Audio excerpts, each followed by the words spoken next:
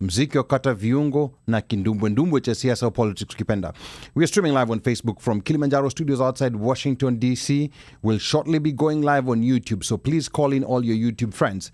Please remember to subscribe to both our YouTube and Facebook pages at The One Mic Show, and then follow us on Instagram and TikTok. We are also taking in live calls tonight. The number is 202-683-4570. Press star 5 to speak. 202-683-4570. Press star 5 to speak. I want you to save that number. Now, in just days, Nairobi hosts a leg of the HSBC Sevens Division 2 circuit, the first World Rugby sanctioned tournament ever held on Kenyan soil. Tonight we'll be asking, how did Kenya land at the hosting rights? What does success look like beyond the weekend? And what's at stake for Shujaa and the Lady Lionesses chasing promotion on home ground? Joining us shortly to unpack all this is Kenya Rugby Union CEO Thomas Odundo. He'll break down the tournament, the teams coming to Nairobi, the economics of hosting, and why this Valentine's weekend in Nairobi belongs to rugby. So start dropping your comments below and let us know where you're tuned in from, what city, what state, what country. Na bila kusahau, napokea mziki toka DJ wetu machachari, mleta habari, DJ Omosh Fire. Na tunadunda kule viwanjani na Mika Ojezi ya kinambari 7 mgongoni, akiletea habari za michezo. Moja kwa moja toka Kilimanjaro Studios, ni mimi mtangazaji na mwanahabari wako mpendwa Ali Badawi. Kwetu wananiita Abu Hisham na wengine mniite mjukuu wa Masai. Because I'm Kenyan by blood, American by design, Masai by choice. Sichagui, sikagui, na sibagui. Karibuni. Sports and more sports in the One Mic Show. A lot of sports today on the One Mic Show. This hour we are turning our focus to Kenya hosting the HSBC Sevens Division 2 circuit, the first World Rugby sanctioned tournament ever held on Kenyan soil. Now, Kenya Rugby Union CEO Thomas Odundo joins us shortly to break down how Kenya landed the hosting rights, what's at stake for Shujaa and the Lady Lionesses, and why this Valentine's weekend in Nairobi belongs to rugby. Please drop a comment below and tell us what city, what country, and what state you're tuned in from. I can see Mubelwa Bandio is already tuned in, and anaona pia Kandi Jaradi is already tuned in. Anasema tuko pamoja. Thank you so much. Please drop a comment, let us know where you're tuned in from, and whether you will be attending the Rugby Sevens in Nairobi next weekend, Valentine's weekend, because Valentine's has been overtaken by rugby. Now, I'm going to get started right away, and we know that we live in a moment where results on the field don't always decide outcomes. A few months ago, the Kenya men's rugby team Shujaa and the Lady Lionesses had earned their place on the HSBC Sevens main circuit series after a hard-fought battle in the Challenger Series. A last-minute structural decision by World Rugby pushed them into a newly created second division in what was a heartbreaking moment, not only for players, but also for coaches and fans who'd been through this journey of blood, tears, and sweat. But with setback came opportunity. Beyond just competing, the Kenya Rugby Union had for years pushed to host World Rugby sanctioned Sevens tournaments to no success. This coming Valentine's weekend, however, that moment has arrived. As roses are exchanged and dinner reservations made, Nairobi becomes the center stage of the first ever HSBC Sevens tournament hosted on Kenyan soil. With promotion on the line for both Shujaa and the Lady Lionesses, with redemption in sight, history is waiting to be written on home soil.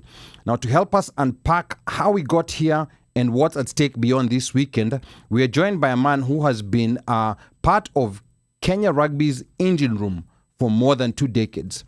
Before becoming CEO, Thomas Odundo served as director of rugby at the Kenya Rugby Union for 8 years, overseeing national teams, local leagues, and high-performance structures. He coached the Kenya Simbas 15s, guiding them to the second round of World Cup qualifiers for the first time ever. Under his watch, Kenya Sevens qualified for both Tokyo and Paris Olympics. The under-20 team lifted the Bathurst Trophy in 2019 and 2024, and the Kenyan Lady Lionesses 15s qualified for the inaugural World Cup Rugby 15s third-tier tournament. The big question tonight is, will couples in Nairobi trade their roses, chocolate, and dinner plans for a weekend of high-octane international Rugby Sevens extravaganza? Stay tuned to find out, and feel free to let us know what you think in the comments. Please drop a comment.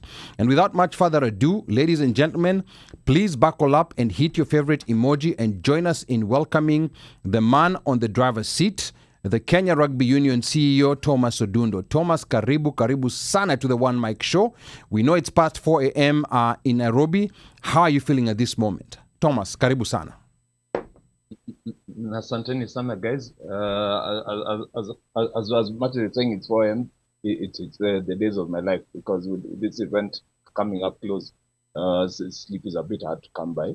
There's a lot of anxiety both within me and everybody else in the event. So we're all looking forward to the 14th of February.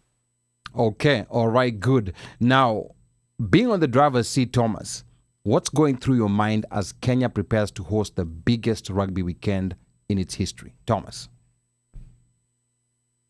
There's quite a lot which is going through my mind at the moment. We're putting in this bid to host the event. That's part of what we're trying to achieve. We wanted our Kenyans at home to experience the joy of the HSBC circuit. So we worked hard towards getting that done, and then once it came, the announcement to host was a bit late. So we felt we really didn't have enough time to let people know about the event and to get them to attend the event. But as people have been saying, with 2 weeks to go, the interest is extremely high. Most of Nairobi is abuzz, and people are really looking forward to coming for the event. Okay, the number to call is 202-683-4570. Press star 5 to speak. We have Thomas Odundo, Kenya Rugby Union CEO, talking about the upcoming international HSBC Sevens 2 rugby tournament that's going to be in Nairobi. So if you have any questions, feel free to drop a question. I can already see Deno is in the building. Real Deno nasema karibu sana TO. And then Deno says he's a true patron of Kenya development with bona fides from the grassroots level. Future OGW. Asante sana Deno for tuning in. Deno will tell us. Deno, please type in the comments and tell us what OGW is. And on that note, karibu sana DJ Moshfire. I want to also welcome the panel. Karibu sana DJ Moshfire. Thank you so much for tuning in, and also thank you for making this possible despite being very last minute. So tell us, what are your expectations tonight, DJ Moshfire? Karibu sana. Toboa yote.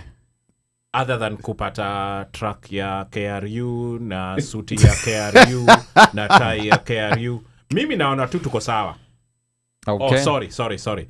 I'm expecting that, as a rugby fan, that Tio can break down to us what the significance and importance of this particular leg of HSBC means to Kenya Rugby, and like going forward, what are they expecting after the tournament? So there's the tournament itself, and then those things of lessons learned, like how do you parlay this? Do you then now push ndio sasa maybe there'll be a leg permanently in Kenya? I don't know, but to me this has always been a dream for Kenya to have HSBC, to have a leg in of HSBC. So that's part of what I want to see or hear about, and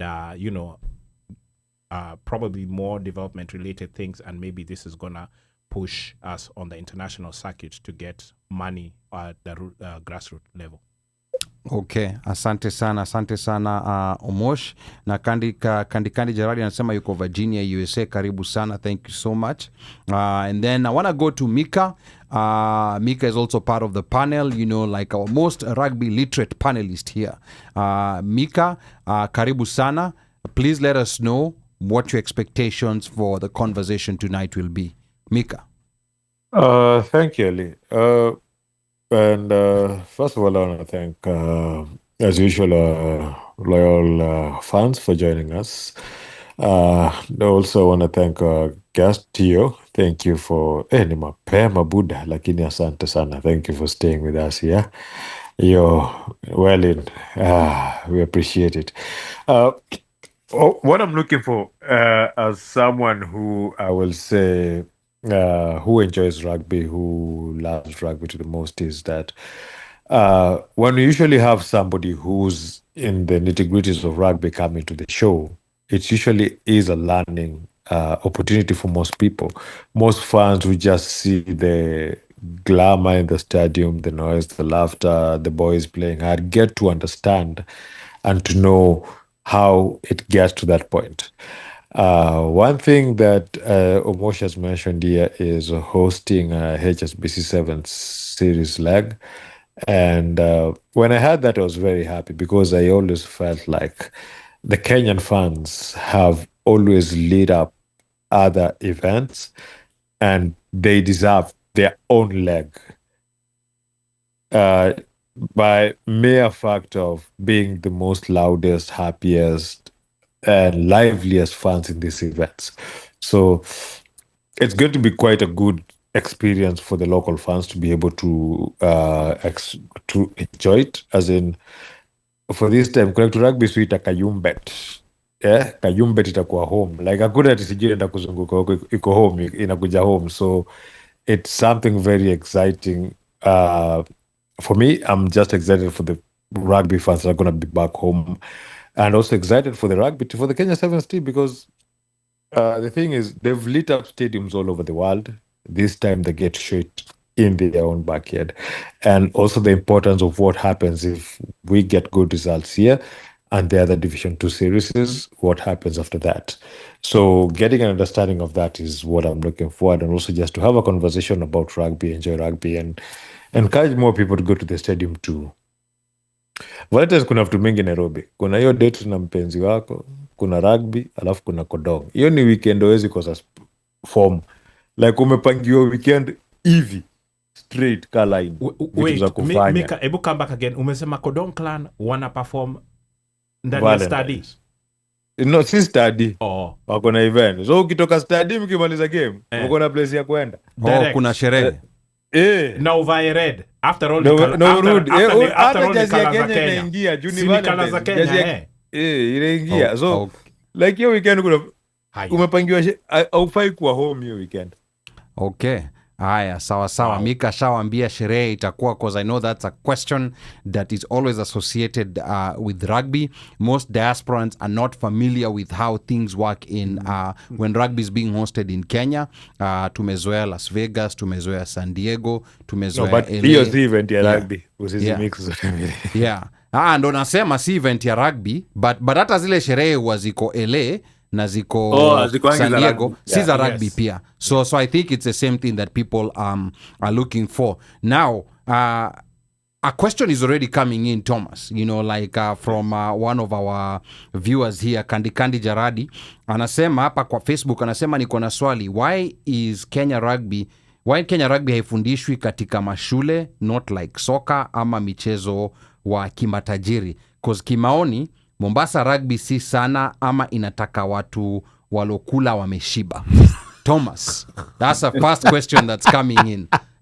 Ati Mombasa ina raha? Yes, because surely. Yeah, and I'll let you answer this question, and I know where this question is coming from, like especially coming from coastal part, where when we were in school, like in the late 90s, in high school, rugby was still a very Nairobi centric sport, and it was very rare to see it, apart from a few other schools, maybe in Rift Valley Academy, some schools like Alliance. There were very few schools that had rugby. So ebu talk to Kandi hapo, mweleze kama mnataka tu watu waliokula na wameshiba, because kule Mombasa yani kuna vile hatujashiba sana, wamelegea kuna mawali. Thomas. So it's an interesting question. It's a good question. We do have programs which run all over the country. We've got the country split into like 8 development regions. They are more or less mapped to what our provinces used to be. The one challenge you face is that some regions are extremely vast. So like if you go to a place like at the coast, if you're talking about moving all the way from Taita to Lamu, and to Kunda South Coast. It's quite a broad region. We do try to work our programs through the clubs, but you realize that the clubs in Mombasa, rather in the coastal region, are also extremely few. So that's part of our strategy. We're trying to increase the clubs playing in the regions, and then with that, then they'll be able to help the schools around them. We have an active program running to introduce the game at primary level, and what the Ministry of Education has also helped us is they've introduced the games at JSS levels. So there's actually a national JSS rugby competition, and that is seeing the game grow more and more. The Kenya Academy of Sports, which is a government institution, is also playing a role in that. They are able to reach the regions more. So I'll give an example which is very interesting. When the games were introduced last year at JSS level, they asked us to run programs to increase the coaches at that level, and we actually did, I think, around 380 level 1 rugby coaches. So those are 380 people who learned how to coach rugby. It's still at a very basic level, but that is how we hope that the game will grow through those new coaches who were trained last year, and I believe there'll be another program this year just to enhance their ability. Okay, asante sana. I hope Kandi umejibiwa hapo. But I don't know whether you mentioned that that program, if it's going across the country, kama mnaingia Mombasa pia, and get to start teaching people rugby from primary school, ama it's restricted to certain regions. The goodness of working with the Ministry of Education, sports at school level is run through the Ministry of Education and not the Ministry of Sports. Is that what they then do is ensure that there are regional competitions building up international competition. So yes, it is all over the country, and schools are being encouraged to take part in it.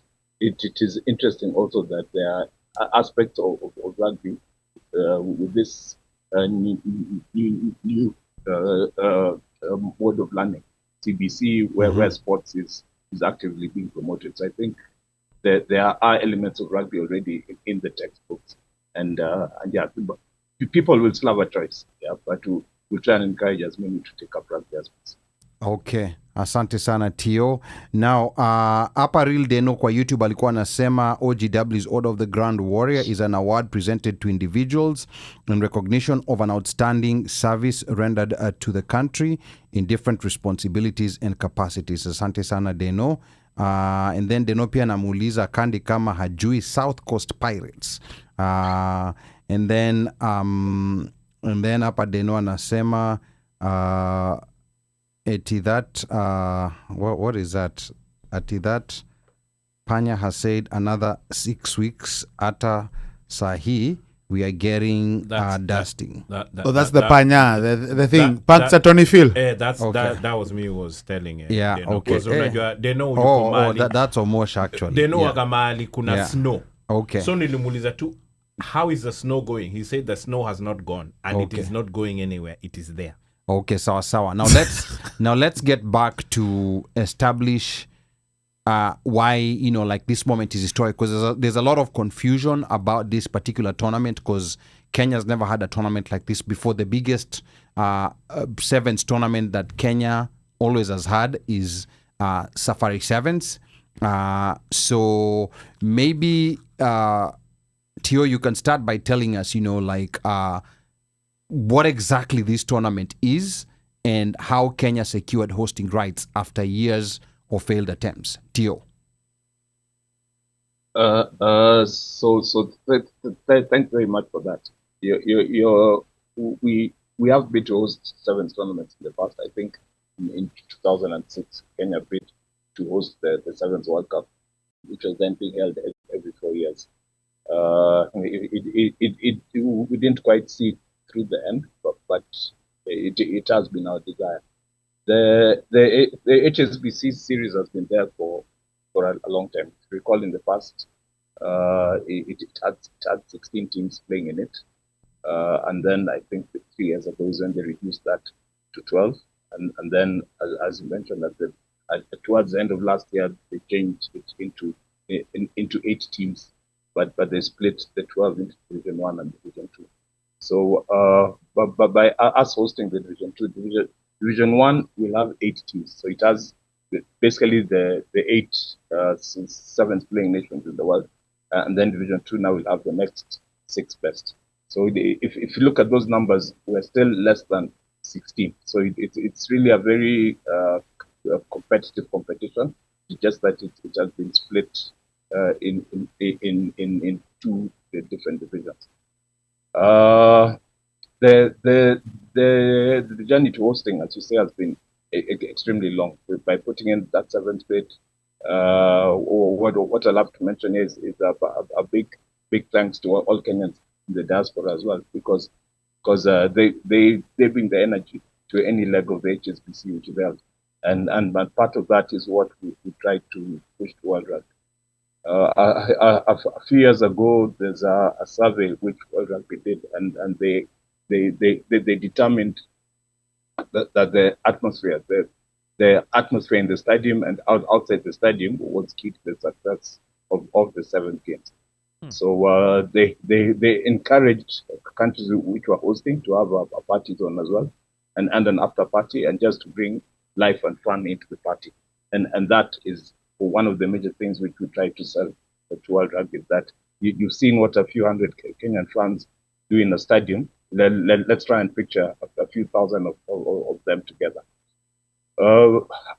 The bid wasn't based purely on that. When you put in a bid, you've got to demonstrate your organizational ability as well, and as well as the facilities you've got in the country. The facilities would be your match venue, which is extremely key, because that is where the teams are going to spend 2 entire days playing. But accompanying the match venues, you've got to have good accommodation. There's a minimum standard set for accommodation. You've got to have training fields for them to train in.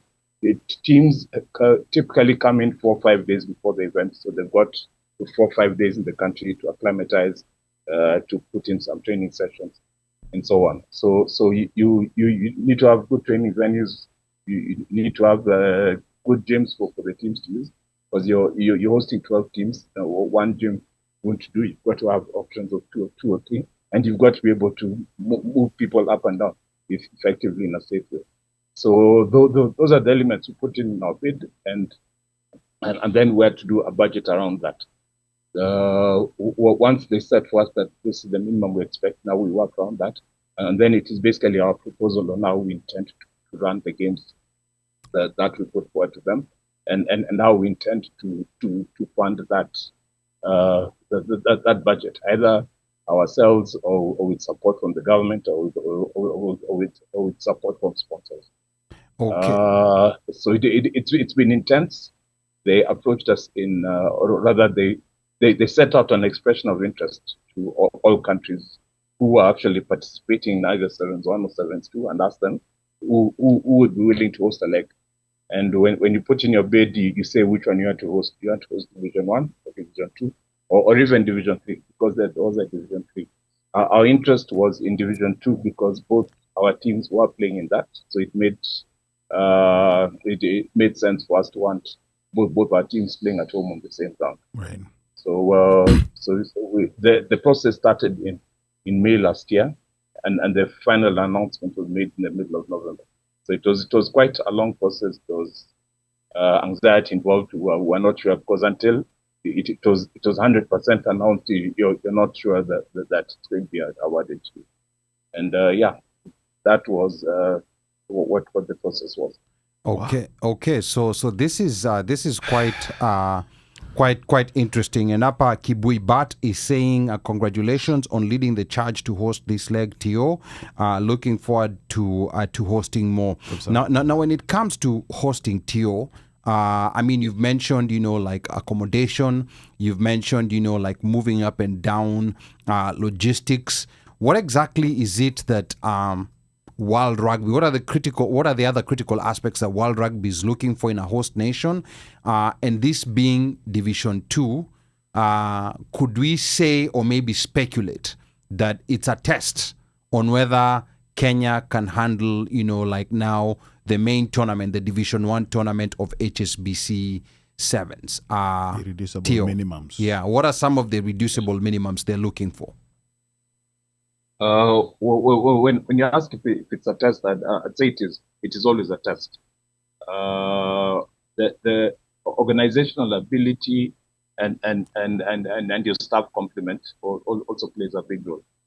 So to put a bit of background, we've actually hosted some other World Rugby events. In 2009, we hosted what was then the World Under-20 Trophy. The match venue then was the RFA ground at Impala. And then in 2023, we hosted the same event again. So part of that helps in that World Rugby sends their staff, that they come, they see our venues, they see our facilities, and they get to experience our organizational capabilities as well. Our capabilities, of course, have been enhanced by years of organizing events like we ran the Safari 7 since 1996, and that's an international tournament which we try to run to the best of standards. We've had people who have worked at KRU, with KRU, in all those years, who have had experience in the tournaments, either as players or as managers, or simply going to observe, and that helped us know what needs to be done, what needs to be put in place, what facilities you're looking for what menus you avail to the teams, and then as we say, what transportation and it looks like. So in the end, it all comes into play. How long have you done this? In what ways have you done it? Have we been able to see it ourselves so that we can confirm? And then the key decider will be the experience itself. So it is our chance to host these 6 or 12 teams. It's 6 times 2, and we'll in the spotlight. Everybody wants to see what the games be like, the spectacle there, what the things around the game will be, because that is critical as well, and the outcomes at the end of it. Okay, asante sana. The number to call is 202-683-4570. Press star 5 to speak. We have Theo Thomas Odundo, KRU CEO, talking about the upcoming HSBC Sevens 2 tournament that's going to be in Nairobi on Valentine's weekend. Now, before I bring in the rest of the panel up, Mika, Omosh, Uno Mike, there's we wanted to talk about, like kuna hiyo issue ya tickets, are there tickets still there? Have they been sold out? A lot of rumors on the ground. Nobody knows whether it's true. Some people are like, sisi ni wa Kenya, last minute tunanunua ticket mlangoni.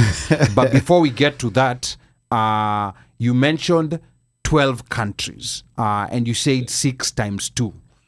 So maybe tell us which countries are coming to Nairobi, what people expect to see, and what did you mean by 6 times 2?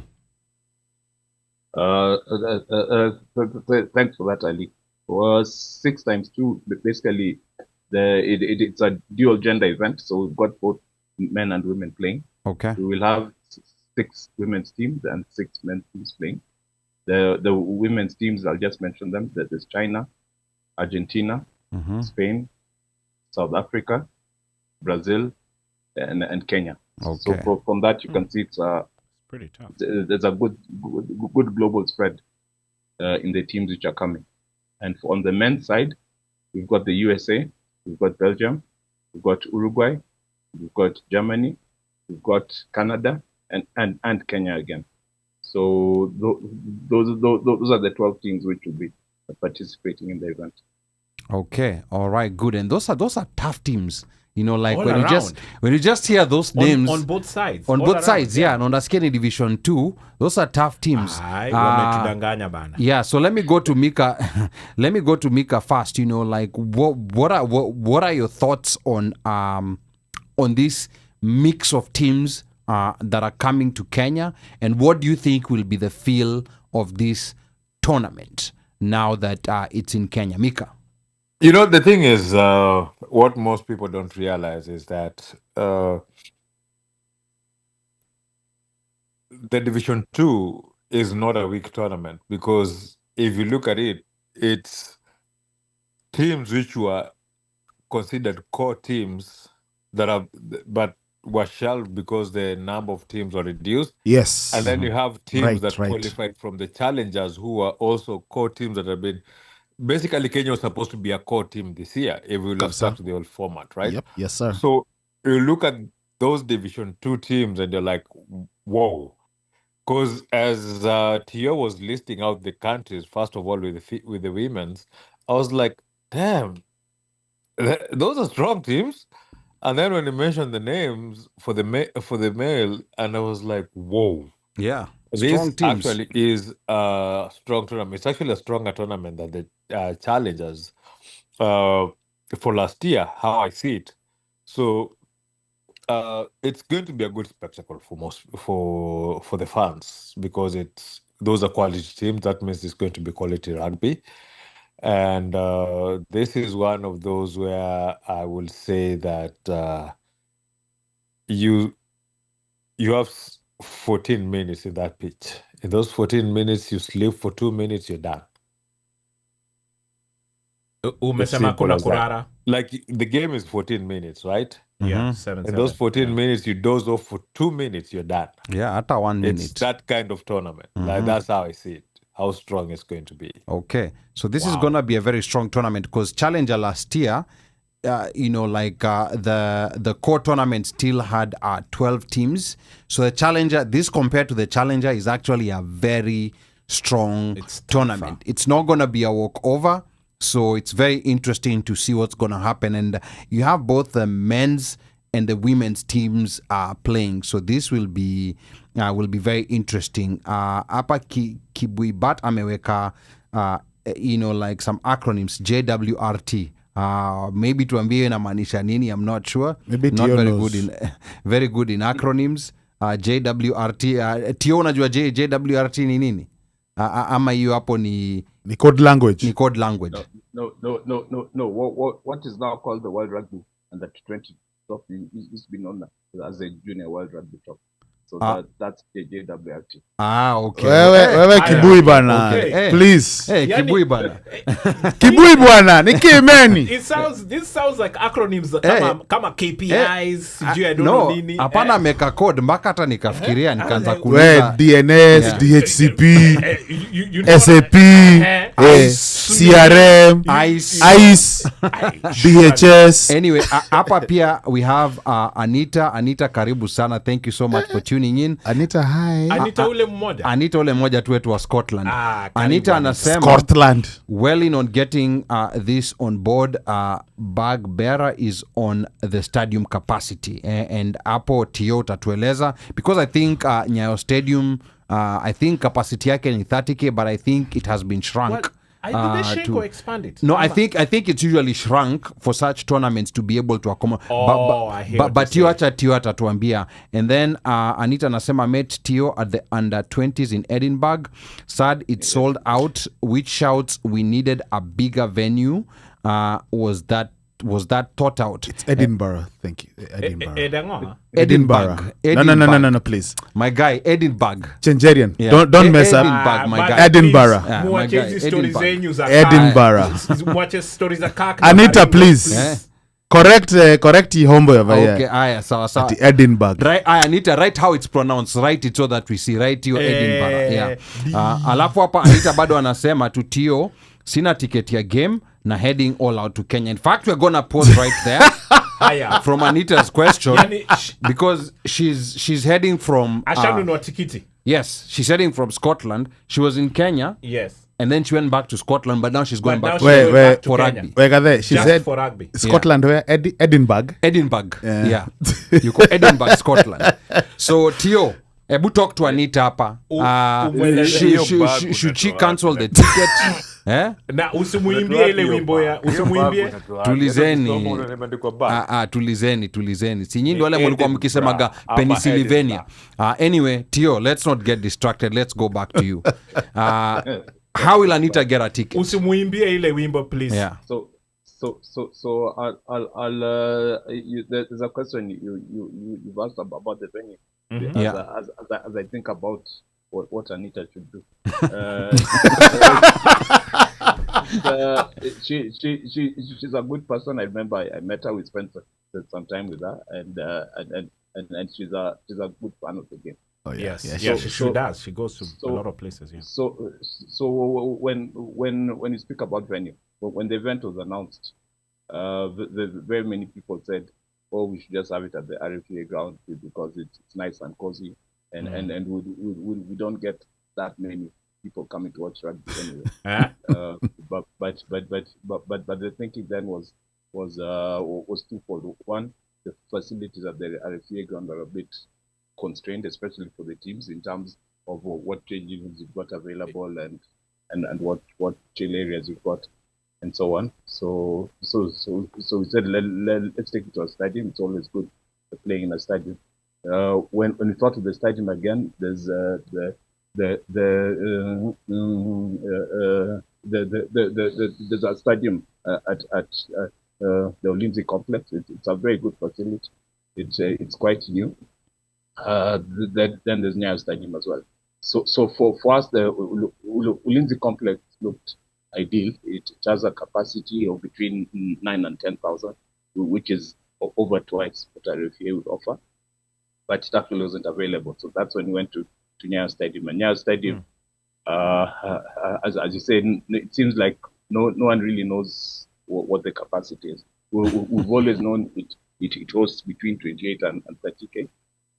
There are renovations which were done to the stadium to make it an all-seater, because part of requirements for FIFA and CAF is just that stadiums have got to be all-seaters. The seats have got to be numbered so that you know exactly who is sitting on what seat for safety and security reasons. So when that was done to Nyayo, the capacity shrunk, and even then I think it was not clear. People thought it shrunk from 28 to 30 to around 1920.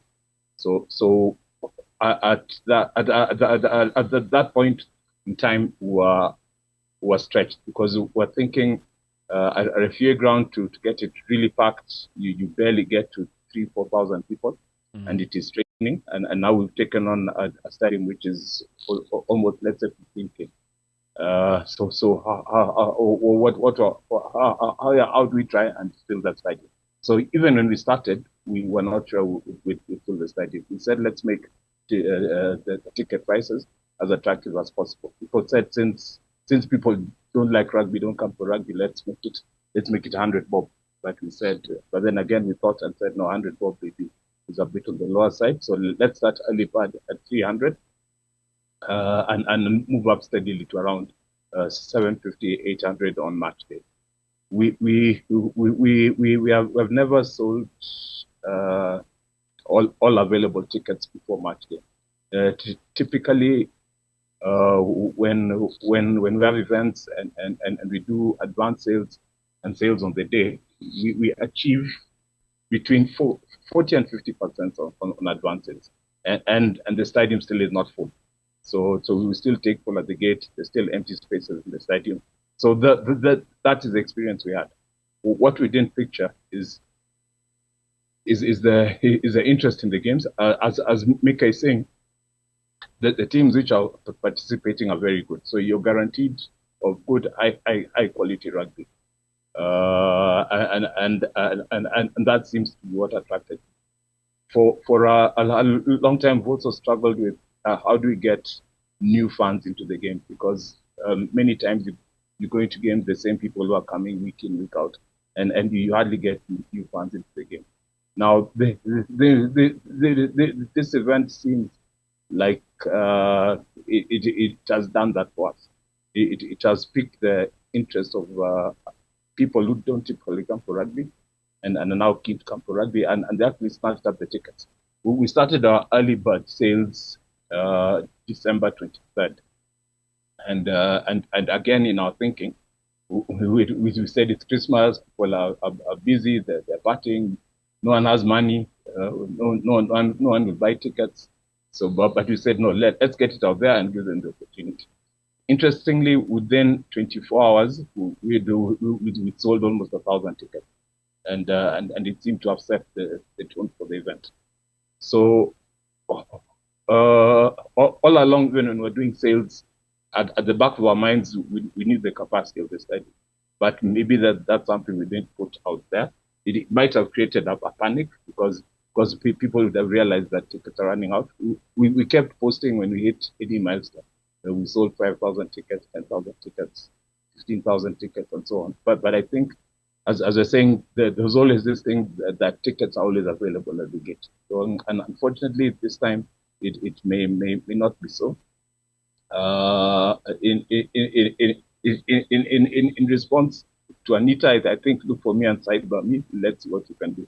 Okay. In other words, Anita, Anita needs to see Anita, us. now She because we needs to made see this us. connection, She you need needs to see us. Yes. And preferably see us while carrying a brown envelope on the Yes. side, because you would have been up or outside Nyayo Stadium. Me, I'll take bagpipes. She's coming from Scotland. She knows what to put in the envelope. Okay. and by the way, From speaking, Edinburgh. no. Edinburgh. You have been corrected over there. Ebu please, Soma. I think she misspelled it. No. She misspelled it. What did she say? Eddie? Edinburgh. Thank you. What is Edinburgh? Wewe, wacha maswali She told you mengi. the way it's pronounced. Yes. Not the way you're reading it. The way it's Okay. pronounced. At Edinburgh. Okay. Mpaka So- Meka is asking what is Edinburgh. Okay, so Tio, your kitukua tickets were sold out is not a myth, because remember, when there was the Chan tournament, I think it was last year, there was an issue of tickets being sold out, and there was an issue of the tickets not necessarily being. So these ones have been organically sold out. Hakuna ticket. If you go online, you won't find anything, and you come on the door, you will know you have to have a ticket. Is that correct? It is correct. There are no tickets online. We won't have any tickets on sale at the gate. We'll just have to manage what we have. It is unfortunate. Many people will miss out on the event. But I think, as I've explained, our journey and what went through, there was very little we could do. It isn't possible to change the venue at the last minute because we only proposed one venue and it was inspected and it was approved. So to start another process of changing a venue, it Becomes muhadhara. No. Yeah. That's All right. Number to call is 202-683-4570. Press star 5 to speak. We have T.O. Thomas Odundo, KRU CEO, talking about the upcoming HSBC Sevens 2 tournament that's going to be in Nairobi's Nyayo Stadium. And as you've heard, the tickets are sold out. This is going to be on Valentine's weekend. So if you had any plans of dinners, chocolate, roses, Nairobi, it's going to be something different. Again, number is 202-683-4570. Press star 5 to speak. Mika, do you think this is going to be one of the biggest, let me call it, I know Division 2 has just started, but when we were watching Challenger last year, a lot of those stadiums in those countries, wherever they were, Poland, I don't know, Uruguay, I think Germany, most of these stadiums were empty. So Mika, is this gonna present a new challenge for World Rugby Sevens? Mika? I really don't think it's gonna. When you mean a challenge, A challenge because, sometimes even when you look at the main HSB tournaments, when you look at the stadiums, they tend not to be full. I don't know what's the capacity in LA. That stadium is rarely full. I remember in Vegas, there used to be a crowd, but I would not say that there was a day when I went there and found the stadium full. But now we have a situation where we are selling out tickets, and this is Division 2. Remember, you also have to realize that in South Africa, they sell out the stadium. Oh, yes. In Australia, they sell out the stadium. Yes. In New Zealand, they sell out the stadium. In Europe, whether it's England or France, whichever leg that they were doing, they were selling out the stadium, right? In Singapore, It's sold out. So it's not going to be a challenge, because mostly when you host these international tournaments, a city bids for that stadium, right? And you as a host, you have to show, as Theo has explained, before they got to host this tournament, they had to go through a like vetting on other tournaments that they were hosting. How are they hosting the crowd control? Do they have enough fans? Can they manage it? So the HSBC, one of the reasons they said that they were separating these two tournaments was actually for ease of hosting, and also for the growth and making them more, the tournaments more, how can I say it, more competitive, organic, competitive, and to allow fans to be able to enjoy, embrace and grow into them. Like if you look at the teams that are in the Division 2, any of the teams in those Division 2s can host a successful tournament. Easy. And a lot of them have won legs. And a lot of them have right? actually hosted and won IRB legs. tournaments. Easy. So it's not going to be there's nothing like a challenge here. The thing is, the IRB actually wants these sold out tournaments, because it will actually prove. Yeah. Remember, a lot of us didn't agree with this thing. Yes. Because to me, I felt it was unfair. Yeah. Why are you punishing us after we were relegated out of our own doing, but we went and had a flawless season. We deserve to be in the main, to be relegated. in the main tournament. Yes. We deserve to be then there. they changed. So it felt so for not a lot of us were happy with the separation of these two divisions, right? So and they say that one of the reasons for them was to make the tournaments more competitive, to allow more fans to get back into the game, and to allow for the growth of rugby. So this is a proof of their belief or thinking is working. So I don't think it's much of a challenge to them. They're actually welcoming it. And one of the things I wanted to mention earlier about when people are saying that the tickets are being sold out and they don't, we have to realize that rugby is one of those games that has lifelong fans. And maybe there are people who were not going to the stadium currently right now for the tournaments, zenye ziko sahi, but they've been lifelong rugby fans. And this was an opportunity for them to attend a high-achieving tournament without flying out of the country. And that it was easy for those tickets to sell out. Utaenda kuna wazee wengi watakuwa wameenda. Actually, I believe this is one of those tournaments whereby you will sit and see somebody that you were heckling in the stadiums with in the 90s. Na ukienda studies haya utampata huko, because maybe juu ya family obligations, work, nini, aendange study. But this is one of those tournaments whereby most of those old school rugby fans are going to come out. Most of these teams also have fans who are going to fly in. Yes. We have people who also in the diaspora who also coming to fly in because they want to experience it in Kenya. Nairobi. Yes. Yes. Okay. So it's not a surprise when you see a tournament like this has sold out. Okay. Asante sana, Mika. Now, before we go back to you on Theo, we want to go back to, like what happened last season, like the confusion. We were supposed to be promoted and Mika has already mentioned it. And then, like we were taken back again to this Division 2. We're going to be talking about that shortly. But hapa Esther Mulusa anasema, I am illiterate when it comes to rugby. I need to learn from scratch. You guys make it sound interesting. Very easy game. Just start watching Sevens rugby and you'll fall in love, Esther Mulusa. And then does she need to learn cuss words, or that's no. That's for later. No, Okay. don't listen to Omosh. So she doesn't need a kayumbet? No, she doesn't need a kayumbet. Okay. And then hapa Anita anani correct Edinburgh. Okay, sawa Anita, nimekubali. I've never been there. I was just looking to see if Uno Mike. Highlands? No, I was looking to see if Uno Mike knows how to pronounce it. I knew the pronunciation, but I was testing him.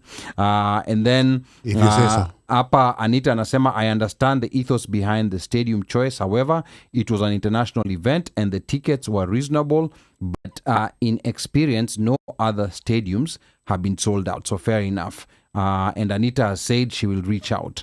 Marin Gikonyo, karibu sana Marin Gikonyo. Marin is here anasema Hapana, pigiwe fine. aya, Marin anasema kwanza anasema Singapore stadium was empty last week. But he's also saying Odundo is a good man He coached me at Queen's when we won the Kenya Cup and Enterprise in 2003. I was trying to look for tickets to Kenya for next week, but hiyo bei imekata. Keep up the great work you guys are doing at the Union. Hopefully, by 2031, Kenya can make it to its first World Cup in the States. That will be fire. If that happens, that will be fire. Marina ameona mbali. That will be fire. Marina ameona mbali. Yeah. And remember, apparently, according to the circles in the rugby world, Marine huyo is a Kenya one, a proper one. One of the best centers ever. And Tony and Mr. Tio can correct me. We have heard it from other rugby aficionados. So zile magazeti mwaga nimeona amebandika pale kwa wall Caesar kupitia. So hapa, you know, like Anita anasema that's correct. Most stadiums have never been sold out. Na Anita anauliza, how do I call in? The number is 202-683-4570. Press star 5 to speak. Say it again slowly. 202. Okay, slowly. Yes. 202. Ai, yawa. 683. 4570. You know Anita is spray. Wacha tuone kama Edinburgh atanyita. Anita is spray side. She doesn't even know to hiyo 202. Okay. It's 202-683-4570. Press star 5 to speak. Yani you've just shown Anita. Umemshukisha bei. Aya sema na Kimasai sasa. Kimasai jo, hiyo ni noma hiyo hapo. Hiyo ni noma. That's by choice. Nilikuwa nataka to compete na Uno Mike. Nani anaweza kuisema kwa French, to compete na French ya changes na French ya patch, tujue gani ni noma. Lakini sitaki kumaibisha. PSA do yuko wapi hapa? PSA do. Hata sijui kama walikuwa anatumia PSA do. I don't know. Vile mesa PR8 Saidu but ni sawa. Carry on. Si duweze kuelewa. Sawa. Ndo watu kama nyinyi mweze kuelewa. Okay, again. Merde. The number to call is 202-683-4570. Star 5 to speak. We're going to wait for a call, Anita. While we're waiting for Anita's call, when there was a lot of drama, Tio, in these past 2 seasons, because Kenya, we all remember how we got relegated at Twickenham in that game against, I think we were playing Canada. We all remember that moment. And it was a very heartbreaking moment. We went through the Challenger Series, worked extremely hard. We managed towards the end of the season, you know, and this is now both the men's and women's team. The women's team, of course, has never played, you know, like in the top division, but they were on ascendancy at the same time, and we all played well enough to qualify in the 12-team tournament. But towards the end of the tournament is when, you know, like the goalposts were moved by they're not shifted, they were moved. They were relocated. Yeah, they were totally relocated by World Rugby, and it was very sad. By the time we were going to LA, we knew that we were qualifying, but there was already talk that this is gonna change. So maybe explain, you know, like exactly what happened to the people who are confused on what's going on. This is HSBC, but it's not the main tournament. So please, tueleze kwa ufupi, Tio. I'll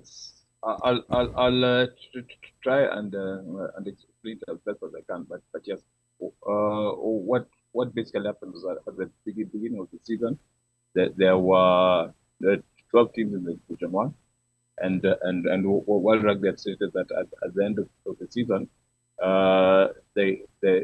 there would be promotion and relegation similar to what happened in Twickenham, what you're talking about, that the bottom 4 teams would play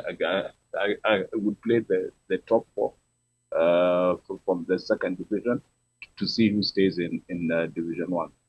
But what happened, as you say, as we went to LA, it had been an ongoing conversation. We had tried to appeal to them and talk to them, because they actually mentioned it in February or March that there's a survey which they're done, and that was the consideration, that they're going to reduce the teams to 8 and create a Division 2 of 6 teams.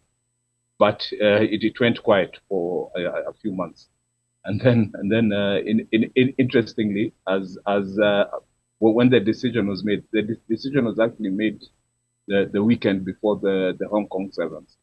Now in Hong Kong, Kenya didn't do very well, but in Singapore, Kenya got to the final. So after Hong Kong, Shujaa now were in position 9. and they didn't have a chance to make it into the top 8 and guarantee that they stay in Division 1. But they almost won Singapore. So you can see the confusion that this team is being relegated, but it's really one of the best teams. But at that point in time, the decision had been made, and as the teams went into LA, it was just known that it would only be 8, and the other 4 would be in Division 2. For our Lionesses, as you correctly state, theirs has been a journey really of growth. It's actually the first time they've got into this position.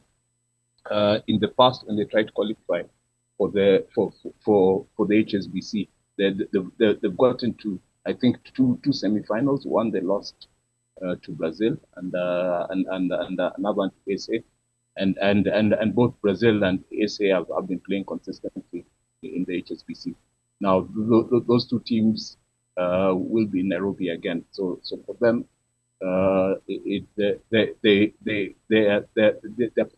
they're punching quite high, and what they need is to build their consistency and their depth.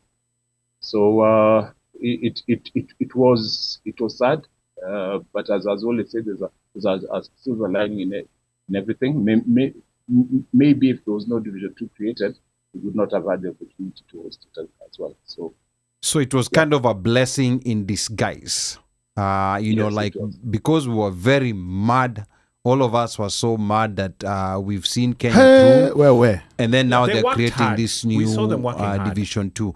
Now, here's the other confusing part, because within this season, it's kind of like these teams in Division 2 still have an opportunity of playing the major teams later in the season. So please explain how that's gonna work and how it will happen for us to get back to play the major teams in the tournament. Tio. Okay. The Division 3 is run over 3 legs. So Kenya is hosting the first leg.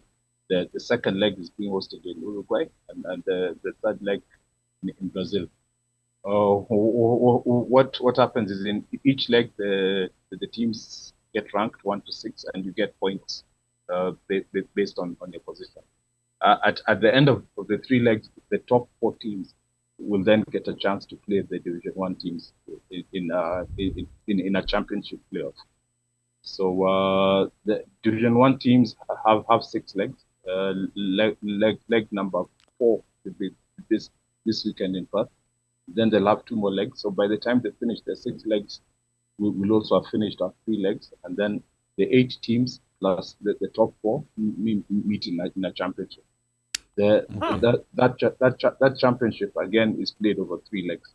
So for our teams, you play the 3 tournaments, get to the top 4, you get a chance to play 3 more tournaments. So that would be the target for the teams. And then at the end of that championship, again they'll rank the teams 1 to 12.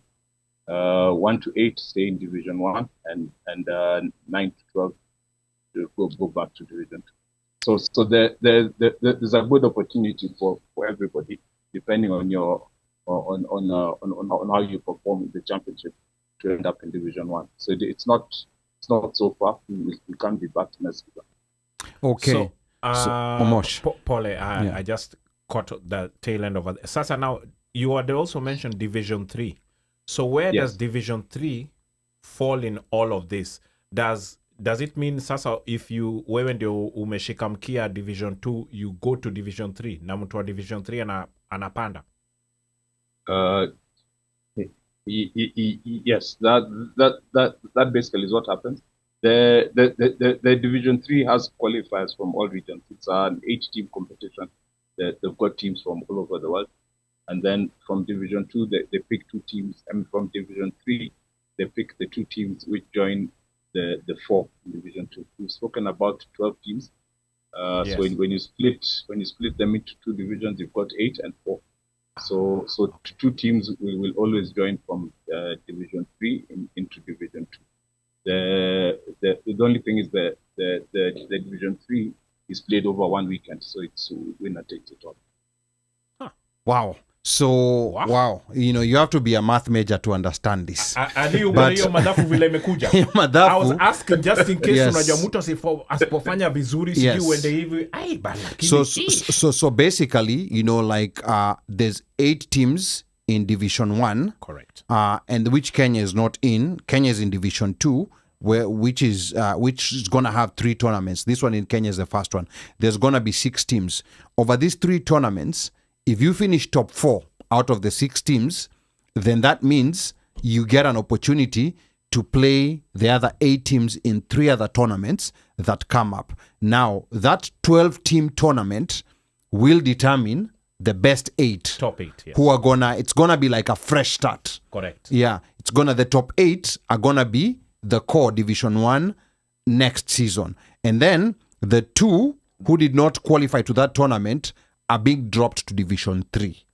And then Correct, yes. Division 3, which is a winner takes it all. So I'm assuming the finalists, the 2 finalists will be promoted to Division 2. So this is very tricky.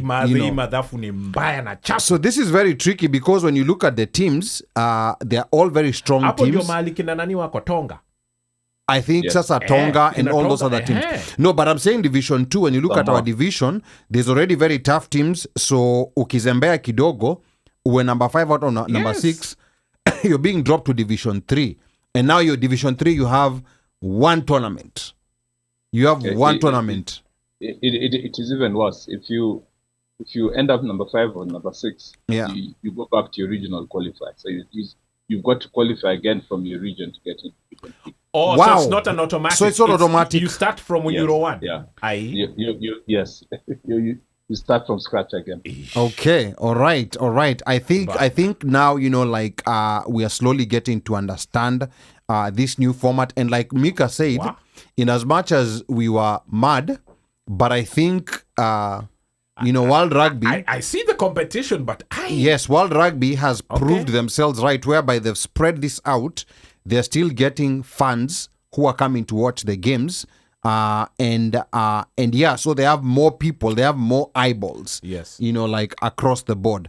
Again, the number to call is 202-683-4570. Press *5 to speak. Anita needs to call. I mean, she hasn't called, but I don't know if she got the number, but I think it's...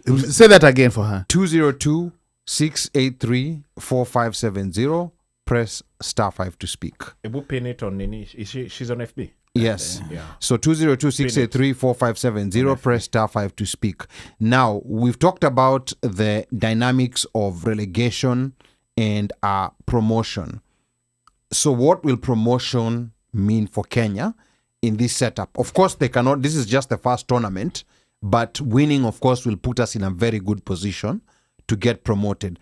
So what will promotion mean? Because we actually do not get promoted even if we win the 3-leg series. We get a chance to play in a tournament to get promotion. Is that correct? If you do that, then now what does that mean? A, to the team, and to KRU. Yes. Tio. So you're very right.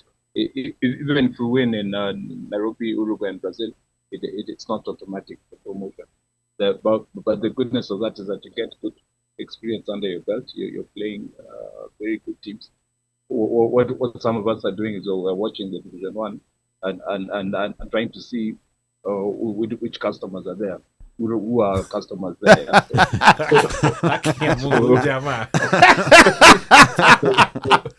Customers, They're no customers. So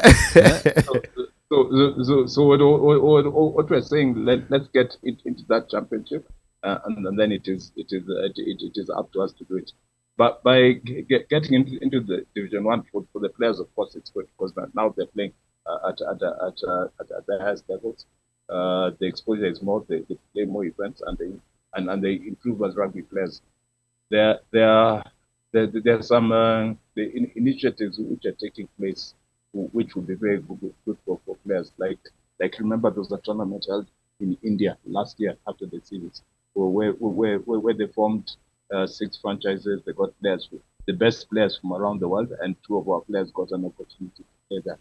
So from my understanding, that tournament is taking place again this year, and there might be another one in Europe as well. So that definitely creates opportunities for players to play at the best, to earn some money for themselves, and hopefully to get maybe a pro contract in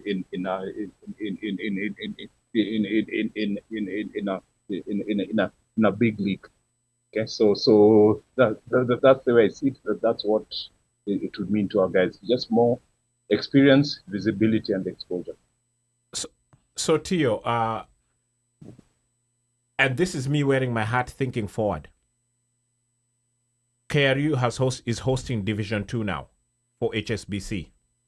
Yes. So ukifanya fuzzy math kama ya Malkiat, does that mean that assuming, like, let's say now you're wearing your hat, you say, okay, Kenya is making it. Does that now give an opportunity for KRU to bid for Division 1 HSBC? Or is that overthinking? The opportunities, right? It has always been there. I mentioned earlier, when they wrote to people in May, that they asked us which one do you want to host? You want to host 1, 2, or 3? So we picked 2 because our teams were playing. Also, I was saying someone we've got fear of success.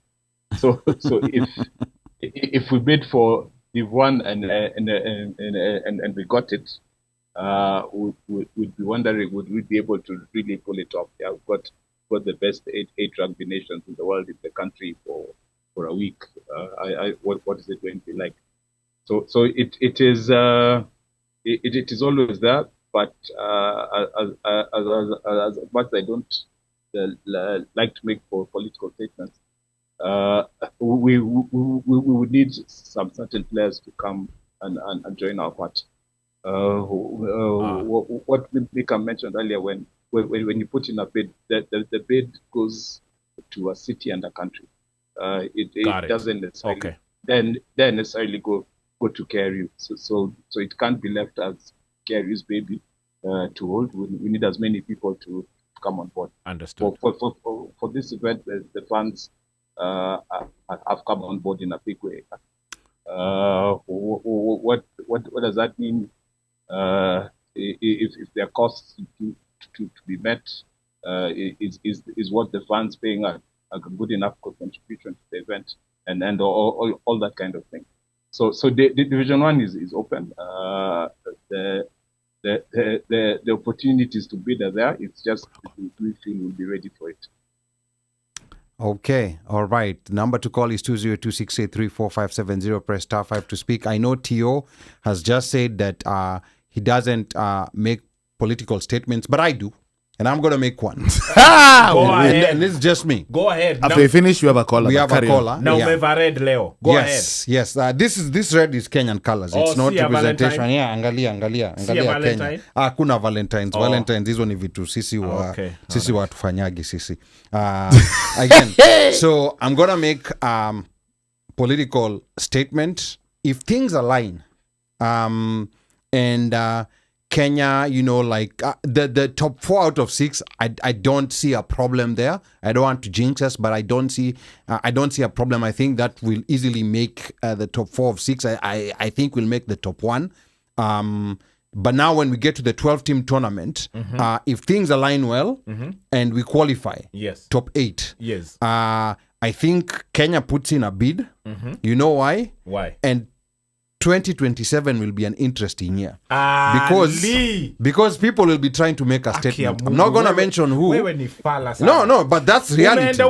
Remember, He's going there. I'm going there. Remember, we already have AFCON in 2027. Now think about it. If we also have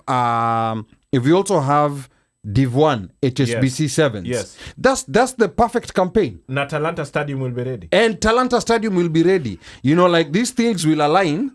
But there's no guarantee. Even if they align, there's no guarantee of who's gonna win. But guess I what? think It is there. it is there. But if this happens, I think they will. I'm with pull, Ali on that one. They will pull all strings. Yes. So let's be happy. Let's I'm want tired this of to Ali. happen. Unajua me, if it happens from a sports perspective, I won't be mad about that. No, I wouldn't be mad. Mika, this would be the best outcome other than tupate Olympics na nini. Yes, Kwa uko. I wouldn't be mad, and it will be opportunity to go, like see Talanta. But then there's no guarantee that our choice in August will toshana with whatever. But anyway, let's go to the corner. This guy. Tulisema tuongee siasa leo. Let's go to the. Thank you to for the calling the One Mic Show. 0765 name and where you're calling from. Welcome to the One Mic Show. Mimi ninaleta siasa kwanza. Ai. Hii ni ile mtu wa San Diego. Huyo mtu wa San Diego ana jina. Mtu wa San Diego ana jina. Ni ule muhindi wa Embu. Ni ule muhindi wa Embu. No. Mogoka. Yule mwindi wa Embu. Haya. Mugoka. Talk to us. Hey. Talk to us, Mogoka. Welcome, bro. Listen, guys, I'm coming to you late.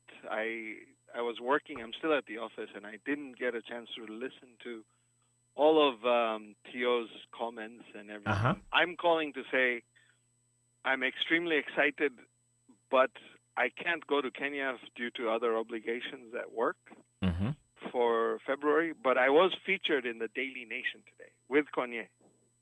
Oh yeah, we saw that. Yes, we saw that. I saw that. And by the way, Marine is the one who shared that thing, and I was like, wait, Mogoka wa Embu, because I saw the foot with the tattoo. I'm like, uyu Mogoka wa Embu, uyu. You knew it. Mogoka wa Embu. Was he holding a tusker? No, it was just the leg. Okay. The tattoo. Okay. Yeah, no, the author of the article. That photo was taken in Paris. So Paris was a dry stadium during the Olympics. Well, the Kenyan corner was not dry, shall we say. Wewe, unachoma. Anyway, this thing is putting Kenya on the map if you think about it. The tickets are fully sold out. They've been sold out for 2 weeks. The vendor tents are sold out. Vendor spots are sold out. Fully sold out. Hey. No tickets are available at the stadium. All this has happened in 2 weeks before the tournament is going to be held. When has that even happened for HSB Sevens in Las Vegas? Never. No, it hasn't. Never. Sold out. Never. Never. I've been doing this for 19 years. It's never happened. It hasn't. So it's so nice to see this, and Kenya being put on the map for what it's being put on the map for. HSBC Sevens is actually taking notice of who not Kenya is, but who the Kenyan fan base is and what we bring to the table. Yeah. The kind of noise we bring to the table. And we are loyal. Someone said the teams, right, the men's team in the top 4 shouldn't be a problem, possibly even top 1. The men's team is stronger than I've seen before. If you look at the players, right? I can name a few, but if you just look at all the players, the whole roster is strong on the men's side. Yes, there's a couple of guys who played in India under some contract and a franchise that was formed. The women's team, in my opinion, is probably going to take it to number 1, like win the whole tournament. The women's team, they're super strong. They're super fit. They're the players that they have against them. There's maybe 1 or 2 threats, if you ask me. I'm going to Uruguay, and I'm also going to Sao Paulo. Wow. For the next You're Sao Paulo. It sounds tempting. Hiyo kitu da sound iko na nini It sounds tempting. Donjo. It has meat and potatoes. It has meat. Yeah, that. Yeah. But please, Brazil hiyo ndo trip ya kwenda. Huyu Mogoka huyu. Simwamini that ni sawa tu. Gathe endelea. Kuna vile tutampata sidebar. So I have already rallied up the troops. Konya is really the one. I'm not the one. Konya is the one who really rallies the troops. I just stand next to him and I try to shout louder than him. Sometimes it works, sometimes it doesn't.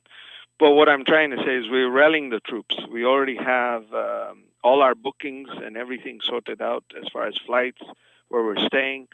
what it takes to go from one place to another, how long the journeys are. We already know which stadiums they're playing at in both venues. Mm-hmm. Both the men and women's teams are coming there. We've already done Montevideo once. Konye, Evans, and I. Even Dombolo. And there were only 6 of us in the stadium, boss. 6.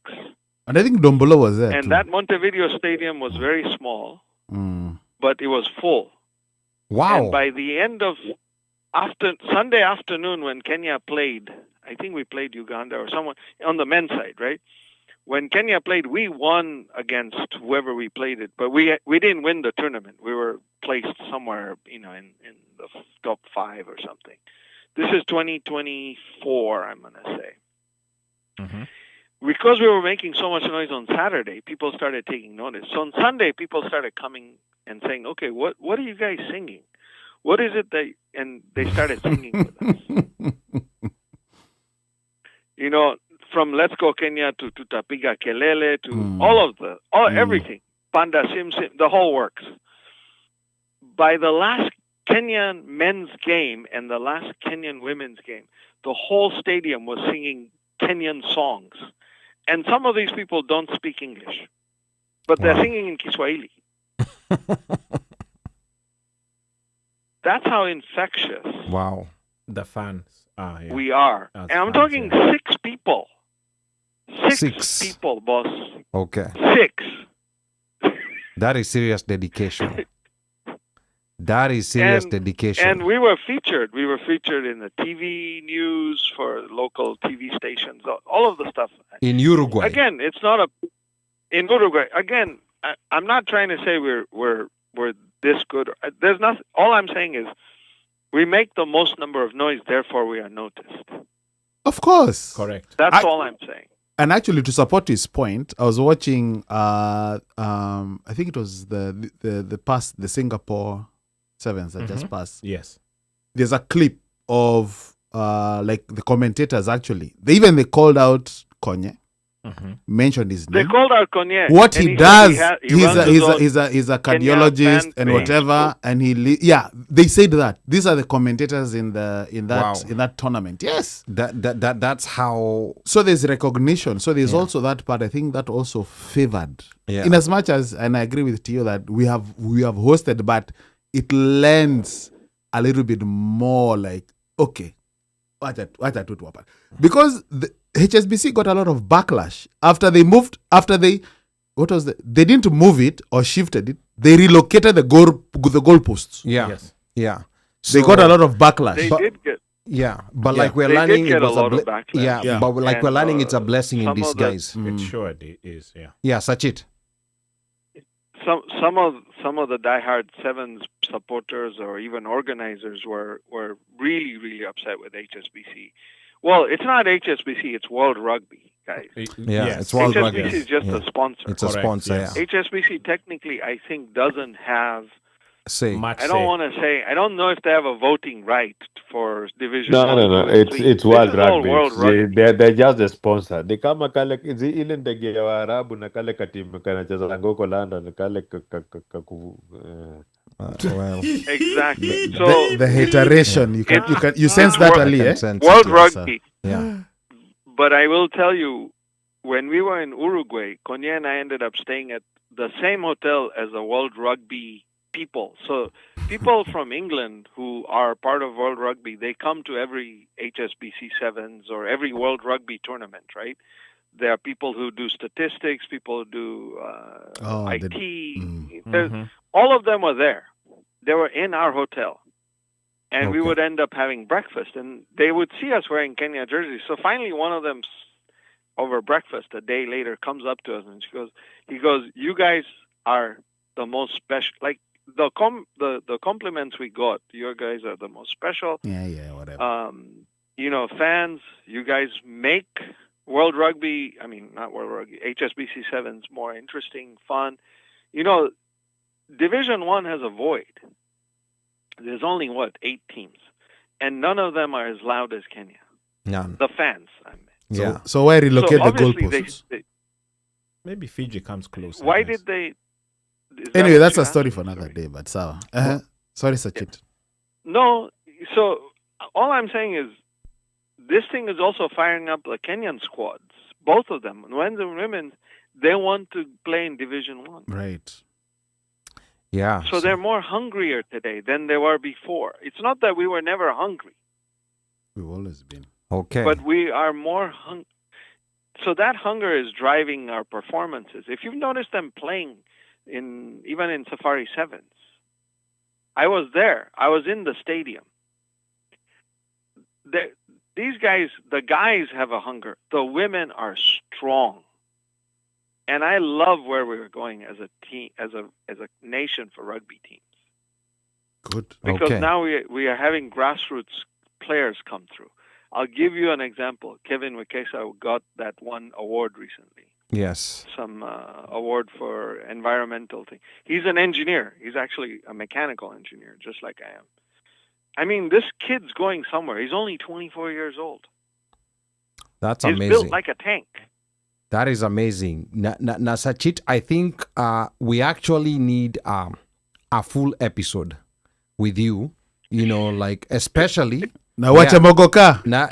Especially, like with the planning for you said Uruguay and Sao Paulo. I'm sure there's gonna be interest for some people, and then after that, I think now there's gonna be the tournaments the three tournaments, that come after once we qualify. I think there will be interest because I think a champion will be crowned in the final tournament, and maybe that Tio is gonna tell us a bit later. So Sachit, tumalizie. No. Okay, so HSBC Sevens, the final 2 rounds on that the championships are going to be are going to be in Bordeaux. I don't know if Valladolid, Spain, we are going to play there, but we are definitely going to play in Bordeaux, which is June 5 and 6. Okay. So if we qualify, again, if I'm going to say more than likely we will, and if it's not the men's team, it's the women. One Kenya team, if not both, are going to qualify. Okay. For the step up. It's not the championship, it's for the step up. It's for the step up. We technically play, if you think about it, we will end up playing the top 4 Division 2 teams will end up playing the last 4 Division 1 teams. Okay. In the final weekend. It's like a playoff. Like a playoff, right? Divisional playoff. If you want to call it that. Okay. And only 2 teams are allowed to advance, I think, into Division 1. So it's the 2 best out of 4 teams, out of 8 teams. 4 of the Division 1, 4 of the Division 2 will advance back into Division 1, whichever one those teams are, right? But let's talk about planning. So I'm one of those guys who looks at the whole calendar for the whole year by December. I actually waited for freaking HSBC Sevens to put out their calendar. Okay. So they didn't put it out till God knows when. Anyway, as soon as they put it out, I contacted Konye. I said, I can't make it to Kenya, but we are going to, because we're going to both. We're going to Montevideo and we're going to Sao Paulo. Okay. And they're literally 2 weekends of, it's a weekend and then a weekend later that's Sao Paulo. So in between, we're going to go take a ferry to Buenos Aires for 4 days and Haribu Mambo in Buenos Aires if we can. Okay. Aya, sawa. Sachit, asante sana. Wewe, Mogoka. Yes. But Bordeaux. Yeah. Mogoka. Okay. Let me finish the one thing I'm trying to say. Yes. If people are interested, forget South America. If they don't come to South America and they're interested, let's say they're on that side of the world, whether it's East Coast USA, Europe, or Kenya, or Middle East. Bordeaux is happening on June 5th through 7th. Okay. That's 3 days of rugby. Okay. And by Sao Paulo finishing, we will know who is qualifying to go to play in Bordeaux. Okay, sawa. Sachit, before you go, I think Tio has something wanted to add to what you've said. Tio. Yeah. What I just wanted to add, maybe it's not clear, but he needs to plan to be in Hong Kong, Valladolid, and Bordeaux, because because we get to play. Yeah, I just realized that. It's a championship. Yeah, he's right. Yeah. Okay. Yeah. Okay. All three are championships. All three are Yes, championship. That's true. Okay, sawa. All Okay. three are championships, and that's what I'm saying. If you look at the calendar and you see what happens in Sao Paulo is going to finish by March 30th. Okay. Exactly. Yeah. March 29th, I believe. Oh. So whichever date it is, the last weekend in March, March 29th, we'll know who won Division 2 or which teams are going to advance into the championships. The championships are in Hong Kong, Valladolid, and Bordeaux. So you know the dates, April, May, if you go on the website, and June. Okay. So that's how we plan our things. Okay. Konya and I look at those things and go, okay. Aya, sawa. Mogoka. Okay, sawa. Kuna vile. Aya, sawa. Tuehamwe. Okay, thank you so much. Thanks for calling in, bro. Thank you so much. Now, before Take care, guys. Yeah. All right. Yeah, before we go to the next caller. Yes. So caller, be patient, Apo. I want to go back to Tio Kidogo because there was a question that Misha asked. I've lost it. Kenyan, Okutoi. Yes, Misha Okutoi, about merchandise. Okutoi, Misha. Where do we get merchandise? You know, If any, Kenya, KRU, That has been another complicated organic chemistry formula. Where do you get Kenyan merchandise, Tio? So it's a very good question. What we've done for this event, we've produced merchandise specifically for the event. It is still being sold by our ticketing partner, Tico Hub. So if you go to ticohub.com, the event merchandise will appear there. What's that website again? ticohub.com. Tico Hub. How do you spell that? Tico, Tiko, I think. Right? TIKOHUB.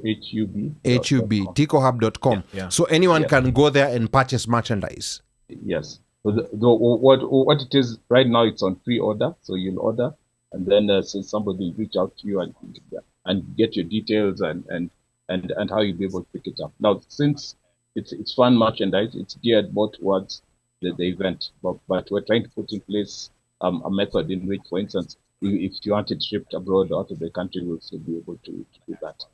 Okay.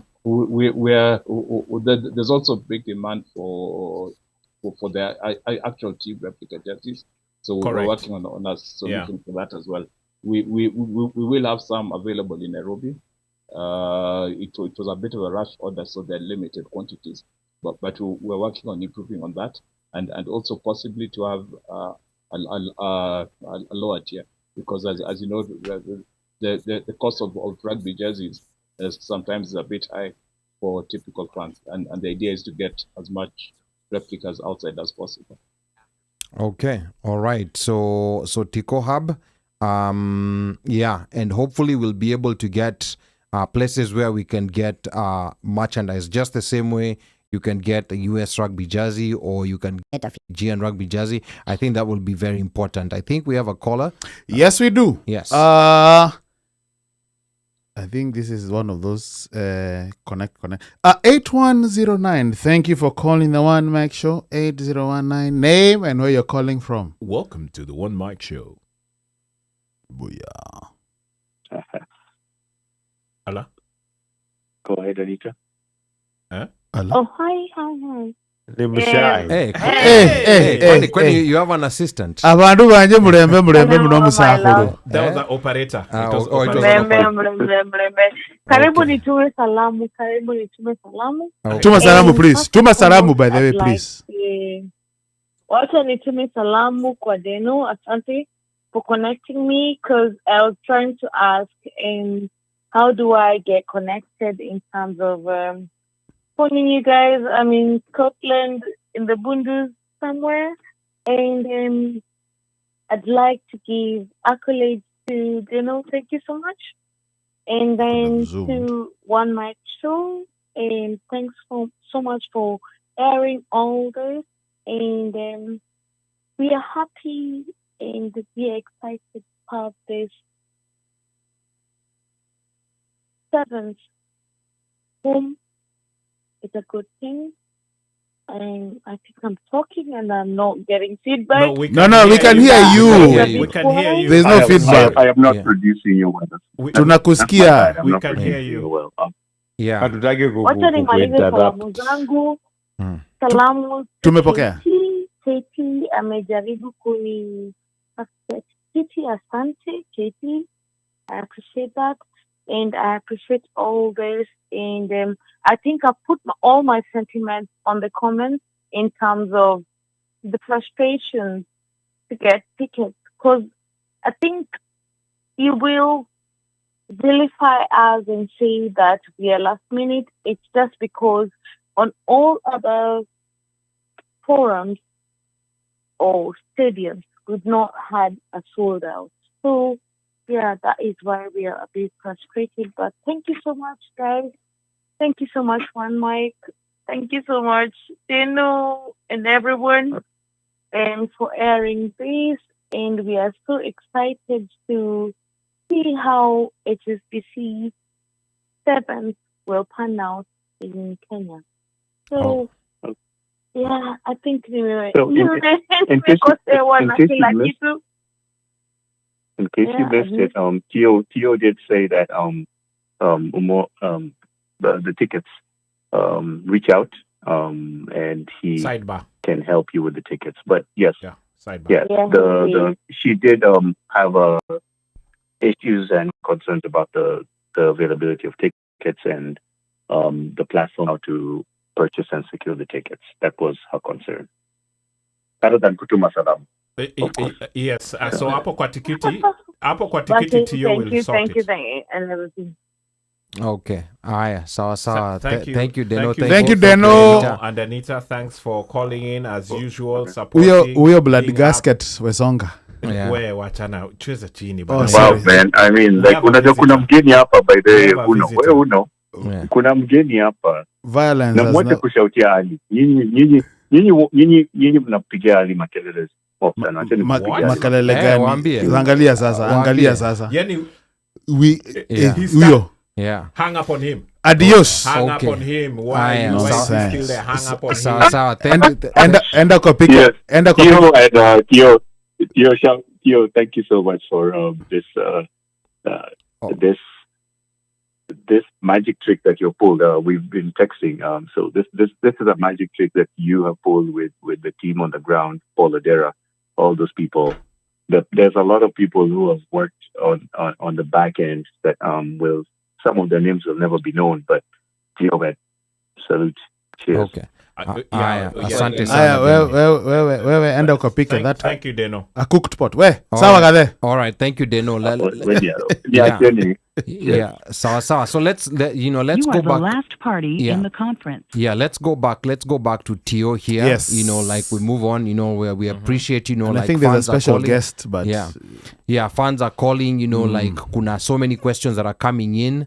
And we started talking about the ladies, the lady lionesses. Yes. Because now we are done with the math of who'll be qualifying, who'll be promoted, it was and a all lot that. of math. Yeah, but now we want to talk about the ladies team, like which has, like really been on the ascendancy, like for a while now. We watched them play last year in LA. For me personally, that was my first time ever. All these years I've been watching rugby. It was my first time ever to see, like both the men and the women's team. And it was also my first time to watch the women's team play internationally. Yes. Like I'd never seen them play internationally. Had you seen them in Kenya? So it was very exciting. Maybe not even in Kenya. Yeah, you hadn't seen them. Yeah, so maybe it was my first time, like watching the women play, which was very exciting. Now, the Lady Lionesses, like they're doing so well, but there's been always this thing, and I think this is with every sport. It seems like the lady side of the sport is struggling a bit, like more than the men. So maybe you can tell us a little bit about, like what you've been doing to try to improve and to get, like proper sponsorships for the ladies team. Tio. Thanks, Ali. That is a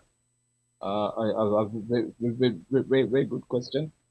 And I'm really trying to think of how best to put it. But as you're saying, it's a challenge with most sports which women participate in. They don't get as much excitement or as much at attention as the men. I'll give an example. We held the Africa Women's Sevens in November last year. It was hosted in Nairobi at the RFA ground, and it did get packed. So that is something we're trying to at least change and give the women more visibility as well.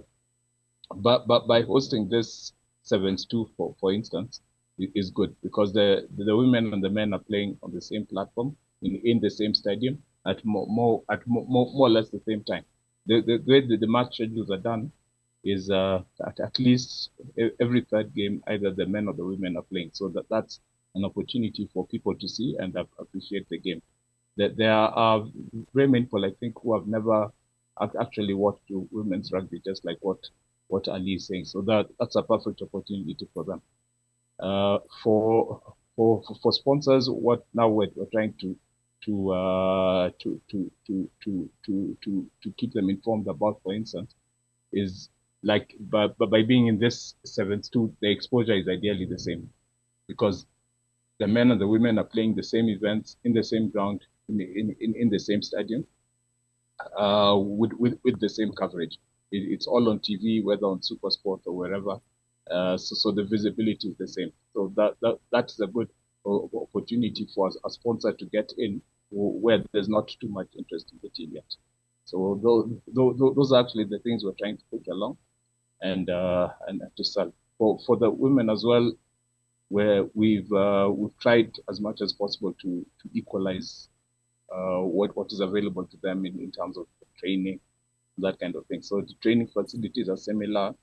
The camp options we use are pretty similar as well. So at least in terms of what they get to perform, we're really trying to equalize that.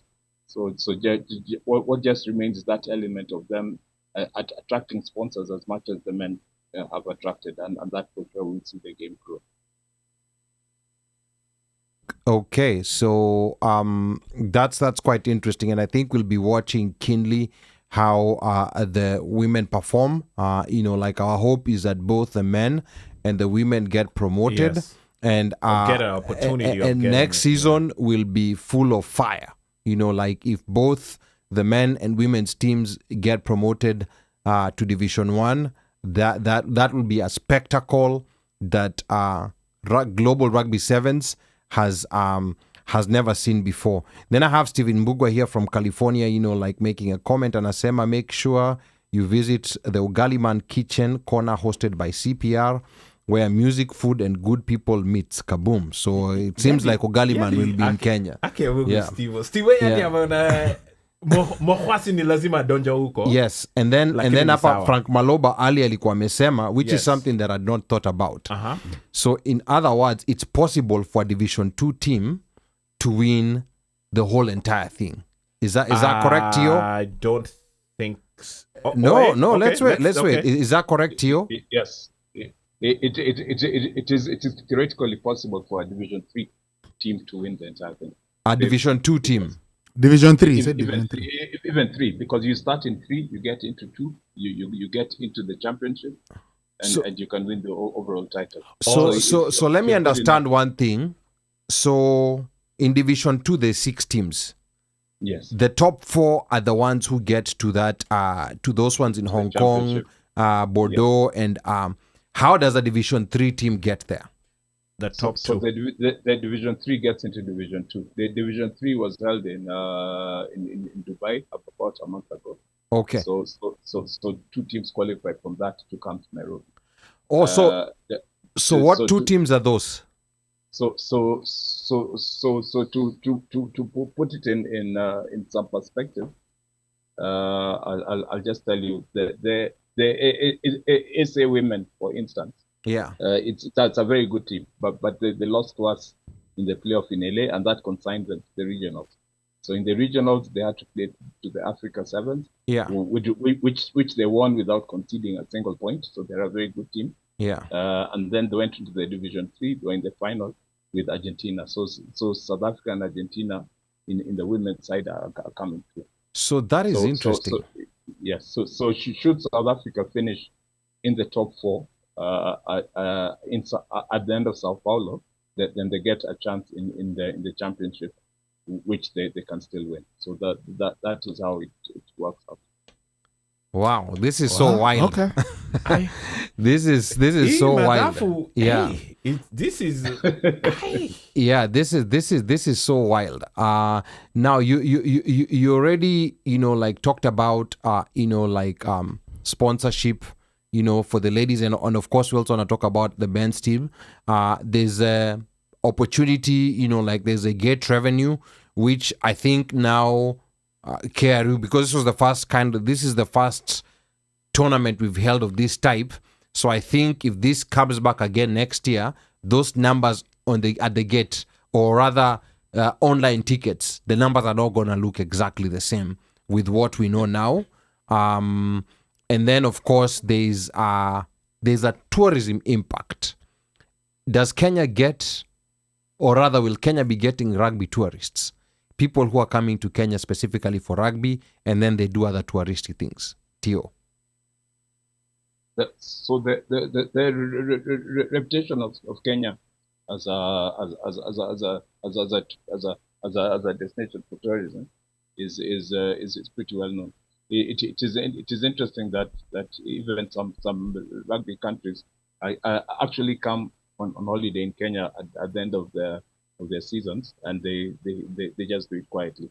So in terms of introducing them as a tourism to Kenya as a tourism destination, we are trying to work with the Kenya Tourism Board. So KTB through Magical Kenya will be involved, and they will try and show the teams a bit of the country, and that may entice them to come back.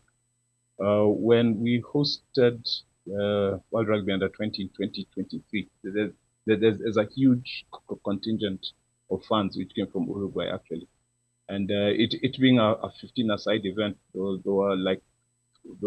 were 4 days between matches. So those fans actually took advantage. When you look for them, there's somebody will tell you they're in Masai Mara. When you look for them, they're in Diani. You look for them, they're somewhere else. So yes, Kenya as a tourism destination is known, and some people are taking advantage of that. So Tio, on that note, are you guys, as part of your curation with the teams, do you guys curate that type of stuff for them in terms of their scheduling, or their scheduling is only strictly at the tournament level, meaning Izo Vituza on the side, you guys don't do, or you can suggest? How does that work? It's strictly speaking, our responsibilities for the game-related aspects, but as we try to sell our country as a destination, we want people to be asking, when are we going back to Kenya? So we will make those opportunities available. Through KTB. They will offer them a ride in the Nairobi National Park, but it's not mandatory. So anybody willing can take it up. What I also know is already a few people have so some of the people traveling for the event are extending their stay by a day or two just to look at Nairobi and Kenya a bit. Wow. Oh, okay. So this will unlock some very interesting opportunities. And then when you think about it, next year we'll have Talanta Stadium ready. And my, I just drove past there a couple of times. That place looks amazing. Wachana na zile picha unaona. Is it as intimidating as it looks? Not even it's just a work of art. It's just beauty when you see it. So of course there's the pictures that you're seeing, but when you actually drive past there, it's on point like a decimal. Oh my goodness. Were you on your way to changes? I was on my way to there's many places. Because what would you be doing on that side? Angalia sasa huyu hapa. Sorry. Ashaanza kufanya madhogodhanio. Really? I was not doing anything. He could have been sightseeing. Who? This one, specifically to go there so that he can record, so that he can get information and data, so that when he comes to the show, he can share with us. Yeah, the guy doesn't gamble. He's not going to race course. It's not a gambling thing. He's just going to see the thing. So the only other thing he's doing over there. Sorry. Thank you. Sorry. When do you think you're the only one who was friends with Karen? Yes, he does. Hata kama nataka tu kwenda kula chipo hizo side zao. Nini. So I think, Mike, you said we have someone else. We have someone. Yes. And I don't know if he's ready. Yeah. Okay. And I think he's ready, but we have to make sure he has to unmute himself and he has to say something. Okay. All right. So can he hear you when you're saying that? Can you hear me saying that? Yeah. And please introduce yourself. Tell us your name and where you're reaching us from. And your huduma number, if you have one. Oh, sorry. Hold on. Okay. Oh, sorry. Hi, guys. Oh. There he goes. Okay. All right. Talk to us. Tell us your name and where you're reaching us from. Mzuri sana, buda boss. Tell us your name and where you're reaching us from. My name is Ken Pimba. I'm reaching you from Nairobi. Okay. Talk to us, Ken Karibu, Pimba. KT. Karibu sana. Talk to us. Old Cambrian. No, it's and old Libon also. Kabisa, So old choose, Libon. Take your pick. Kaende. Okay. Libon. Unajua kuna Libon. Chenjerian hapa na ana sweat bullets, but carry on, sir. Carry My on. guy, Chema Chajiuza. But anyway, carry on, KT. Yeah, Mr. French. Yeah. No, I'm just watching Tio here and I'm saying, hey, both of us are struggling. It's 6 a.m. Yeah, being on this call. See, I told you guys Mwenda Masumbua Luta. wazee.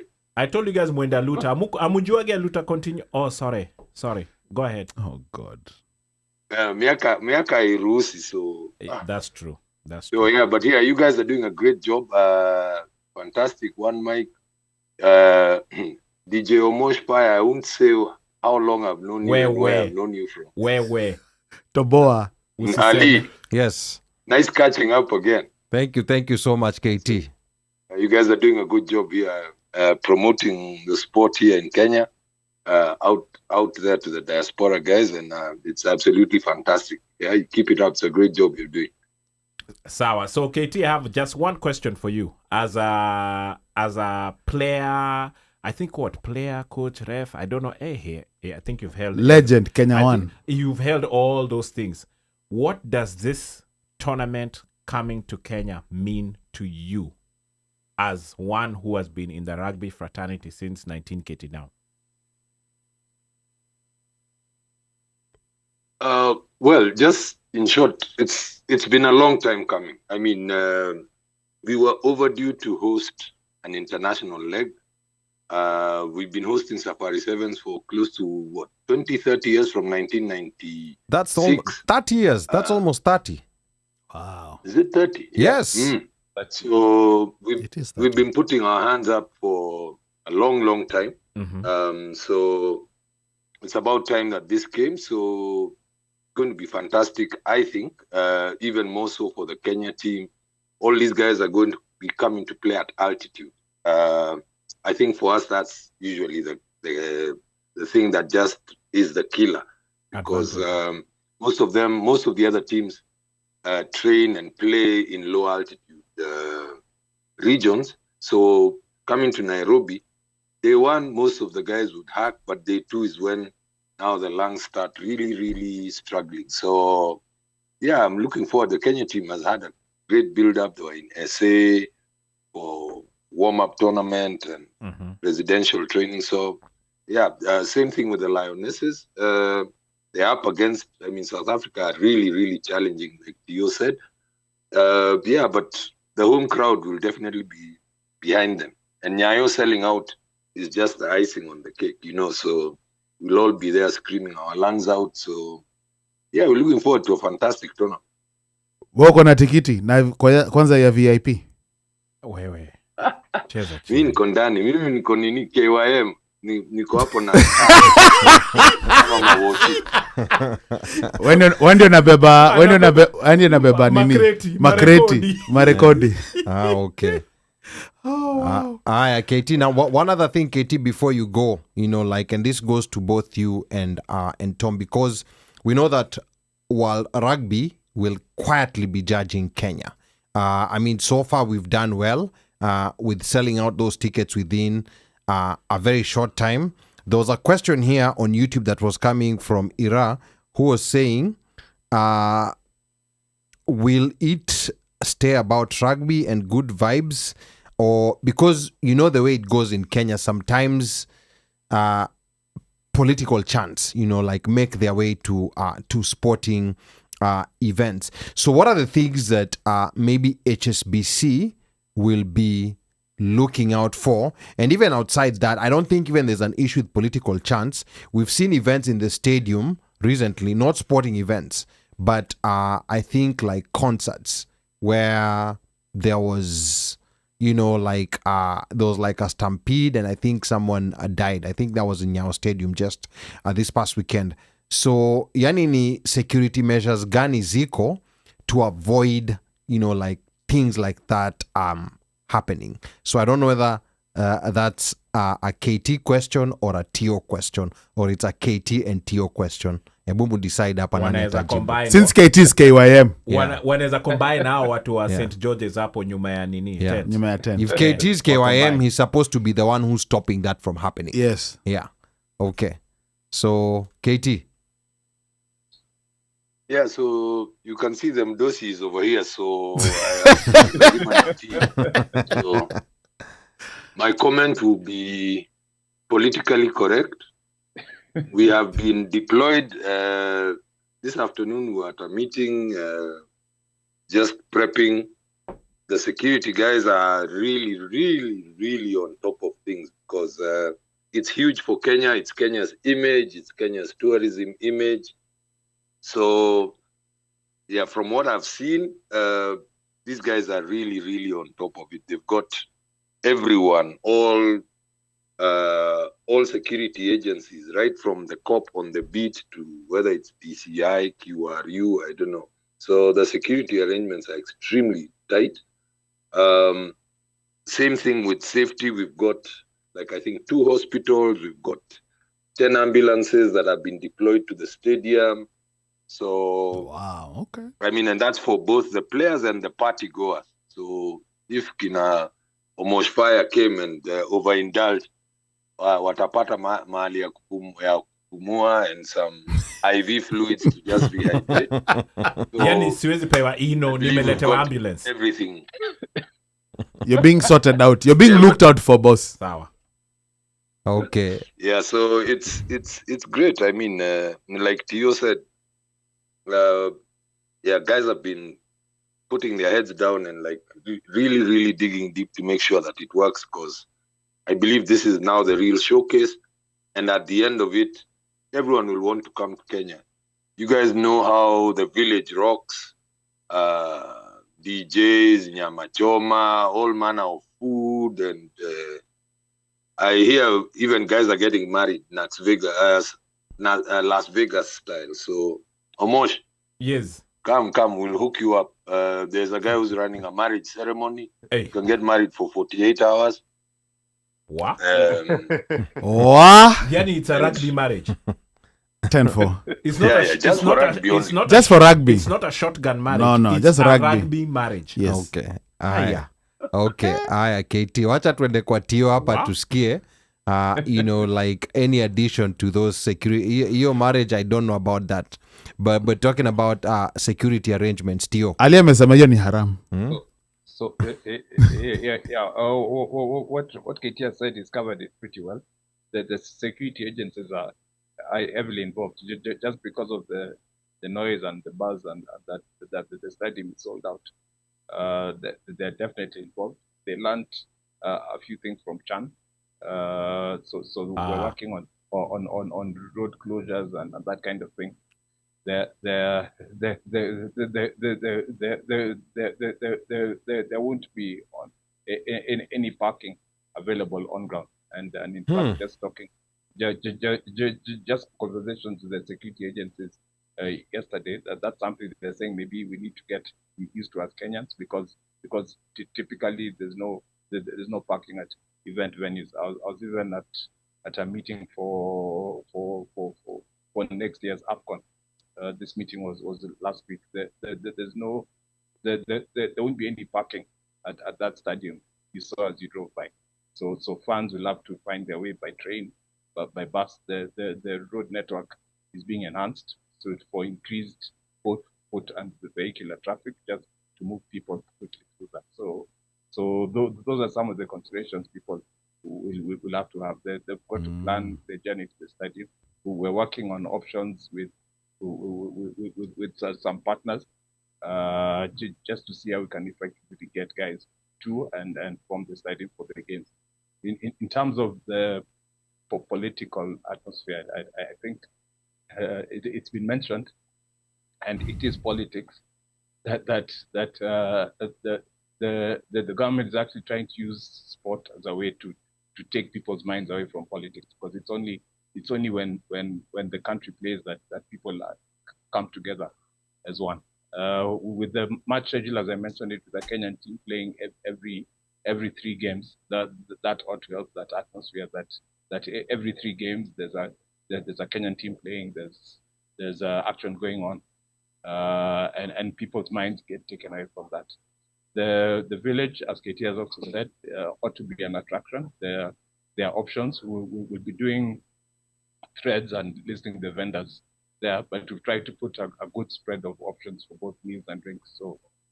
So if you did take a break from the stadium, you can go to the village, have something to eat, have something to drink, then come back and watch rugby. So there's one part you said. Yes. I'm a bit confused because I'm a Nairobi West kid. So I'm very familiar with that area. Yes. When you say there's no parking, you know, like when I was growing up, when there used to be easy games, Gor na FC at Nyayo, like people would randomly come to park at our gate, and you would have to wait until the game is over. Ndio toke. Yeah, because you don't know who came and parked. Na ameenda kienda. And if you have your car inside, you're trapped. Ameenda, and until the game is over, they'll just casually come and take the car. Call a tow truck. So when you say there's no parking, and Nairobi West is just right there next, Upper Hill iko hapo. Upper Hill became, like area Mababi. It never used to be that back in the day. But there's Madaraka. There's Madaraka on this side, and there's Nairobi West. Doesn't this mean that people, because there are people in Kenya nowadays who don't even know how to use matatus? Like that's just the Kenya we live in. Wouldn't this make Nairobi West and Madaraka the place where people will come and stuff their cars, dump cars, and then now walk? Or is there a radius? And then there's Baricho Road on the other side. Is there a radius where cars are being stopped? Or how is this going to be enforced? I'm thinking Bolt, Uber. No, but Uber is a car. It cannot come in. But it cannot come in. Can just drop off. So it can drop off. Drop off and bounce. Let's hear from Tio. Sorry. Yeah. So yeah. So that's part of what the security agencies are contemplating: road closures all around the stadium, and drop off points for the Ubers and Bolts and the like. As for part of what I also learned in that AFCON meeting is that they don't allow any traffic usually within, let's say, 1 kilometer to the match venue. It's a bit difficult in Nairobi West because it's a very congested. It's an artery because you've got Mombasa Road this side, got Langata Road this side, but that is part of what they're going to try and implement. And then the residents. Yeah, no, I didn't drive in that area during Chan, but they did. They actually did something similar, and they closed roads, and it's only people who had access passes who would be able to get in. So for the residents of the area, they'll encourage use of alternative routes. There are many alternative routes. You can get into Mada from the back, Nairobi West from the back. So those are what the security agencies are considering. Okay. So no Bolt, no Uber will be allowed into the venue. Once we've identified the drop-off points, that is as far as they'll be allowed to go. So as I'm saying, typically maybe 1 kilometer to the venue. Sasa yes. Ali, yes, wacha nikwambie kama mtu mwenye ameenda event Kenya juzi. What they do these days, as Tia said, they usually do enforce road closures. and then they will enclose a designated parking area that they have sort of shoehorned a walkway, a way to walk straight to the venue, right? That is if there's a parking area. Kama kuna parking area, mtajipanga huko like vile amesema kilometer away na mtajua vile mtafika. But basically they usually try to make it in a way whereby there are places where people can park and easily walk. And then most of these events usually have like a van kakupeleka watu, but most people just decide to walk within a designated security corridor that security forces are there na watu. Alafu, another thing they do is for the Ubers and Bolts, there is a designated drop-off area where they're supposed to go. They'll drop you and then pia wewe utaingia kwa hiyo kikundi yenye ilikuwa imepaki kitembea ukienda straight to your event. So for the I would also say like 4 previous events that I've gone to, there's a clear separation on where you go, where you park, or even just how the people move to the event and how people walk out from the event. Okay. All right. So that's interesting. So 1 kilometer, where are we talking? Are we talking Mbagathi Junction? What does 1 kilometer look like? 1 kilometer na karaje wewe? No, ndo nasema what is 1 kilometer? Ama huko ni mbali? No, as I was saying, I was just estimating it. Yeah. But those details will start coming out. Okay. At some point during the course of the week. Okay. Once it's mapped out and it's decided. Okay. Then update the public. All right, good. Hopefully they'll even have buses come from Green Park and just, you pick up from Green Park to bring you in. So can Thimba be the guy directing traffic and flagging guys? Huyo. And flagging. Hakuna, no. Huyo. Being a KYM. No, that one, it can even be worse, bana. Chaps might never get to study. Yeah. And unajua anaweza fungwa hapo kabakake hapo on the side. Yeah, sasa hapa Iran asema even down South Sea, my old hood, people will definitely park far and walk Madaraka, Kenyatta Market, industrial area, everywhere will be full for sure. That's how big this thing will be. And it will be very big. The one problem in Nairobi that I see is that parking sometimes is just very random. No. Parking is madog. You make parking where you want. You make parking. People sometimes park wherever. True. So hapo, like I'm not giving any of my people in Nairobi West business ideas, but kama bado uko na zile nyumba ziko na compound. It's funny you say that. Like Fred Absalom was saying, Atalanta will have traffic issues, but I guess, and I think that is pertaining to your. Talanta itakuwa na traffic issue. Talanta unataka train. So gari zitakuwa ziendi huko. No. Yeah, so parking issues is not for parking. Una park wherever you're parking.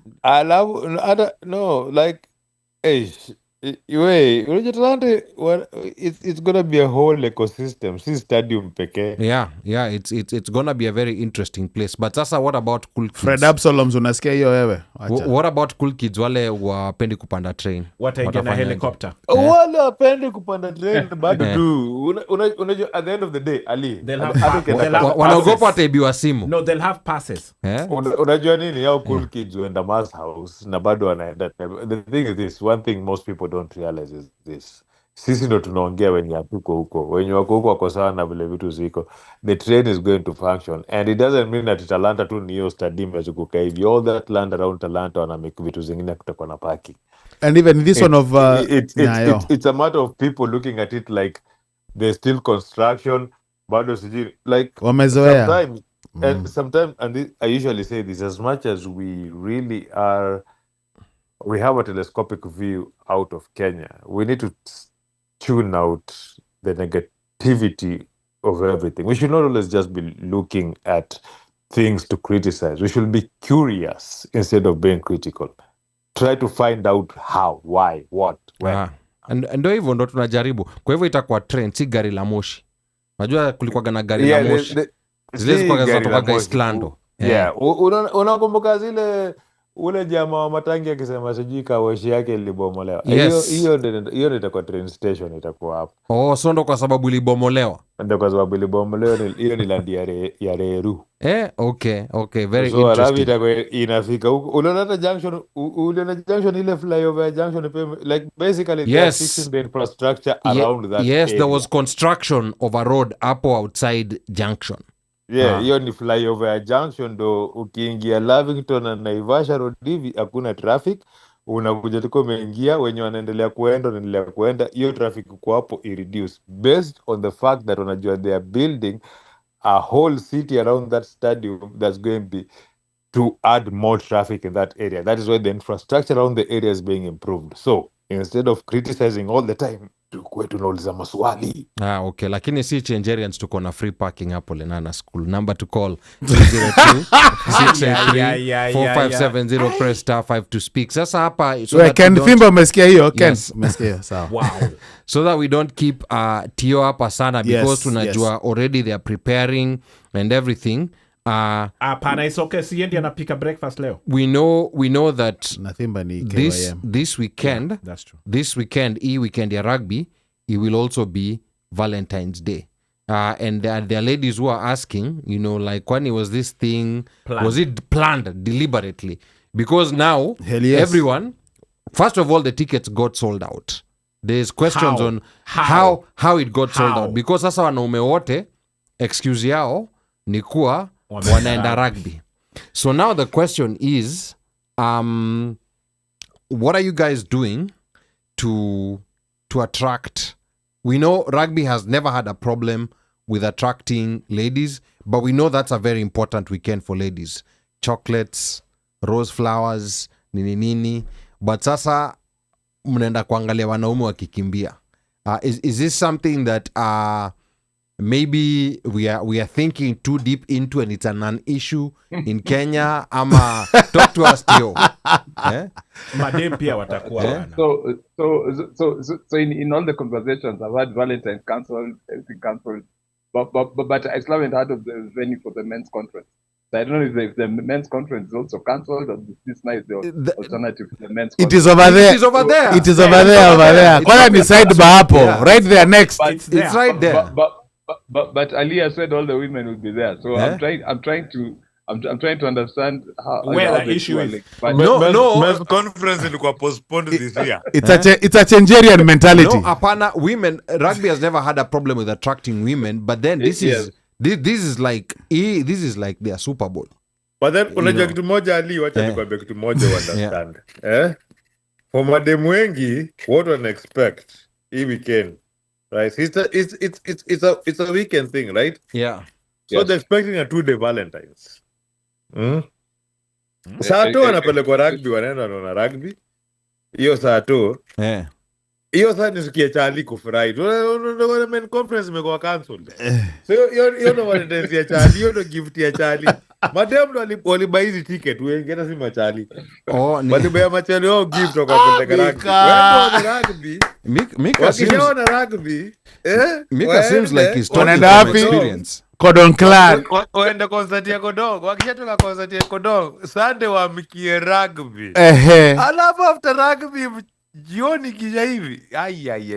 So asubuhi kiamko napeana maua kwanza. Mika is talking from experience. Mika ni expert. Kutoka rugby day 2 mnaenda dinner, mnaenda kumaliza video. Basically it's a couples weekend. Ino weekend Mika ile zile weekend unajua kama when main ama when side. I think this Mika's comment has made Tio's life a little bit easier in explaining. Yeah.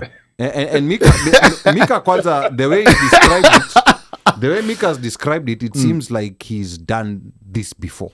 You know, the way he's explaining, it makes so much sense. It makes sense. Basically, look at it, Ali. Yeah. This is the first Valentine whereby it has favored the chicks. They can buy a gift for the men. Hallelujah, brothers. Preach. That is not socks. Speak. Basic, ndo nakwambia, mnashanga mbona imekuwa sold out. Ni mademo walibuy ticket. Mika, preach brother. Walibaya machali wao ticket. So this is one of Stop those laughing. ndo kwa maana kuna mess conference ilikuwa cancelled. Wanaume wametrikiwa. So nakwambia But Mika has made it easier for even Tio to explain, because remember, you go, you see rugby. It's not rugby. Rugby is not going until 4 a.m. Inenga sometime. From there, you go, dress up, Kodong Clan, mnaenda huko, Malawi. As a following day, study, kumalizia, then after that. Unaanza siku na maua na breakfast in bed. Alafu ukitoka hapo mnarudi study, alafu ukimalizia dinner. Kaende. Hata Monday mdosi anajiongelesha kazi. Anasema hero. Mika is on point. And dress code is red and black. But Tio, to support the team as well as umepata hiyo game plan? So yeah. As you said, Mika has made my life easy because what I was going to say. What I was going to say is sometimes we stereotype things too much. We say 1, 2, 3 has got to happen on Valentine's. Let's think outside the box. Let's do Amen, brother. Differently. Amen. Let's have a different experience over Valentine's. And as you said, if you still want, you can still do whatever you want. Yep. Okay. There's enough hours in a day for that. Okay. Now, what about, because tickets are sold out and many people are not going to make it to the stadium, where can people watch it? People in Kenya? But that's another thing. And people out here in the diaspora. Because there are some of us out here, yani. Ama pale Nyayo Stadium kutakuwa na screen kubwa alafu ujipange tuko nje. So what has actually happened is this event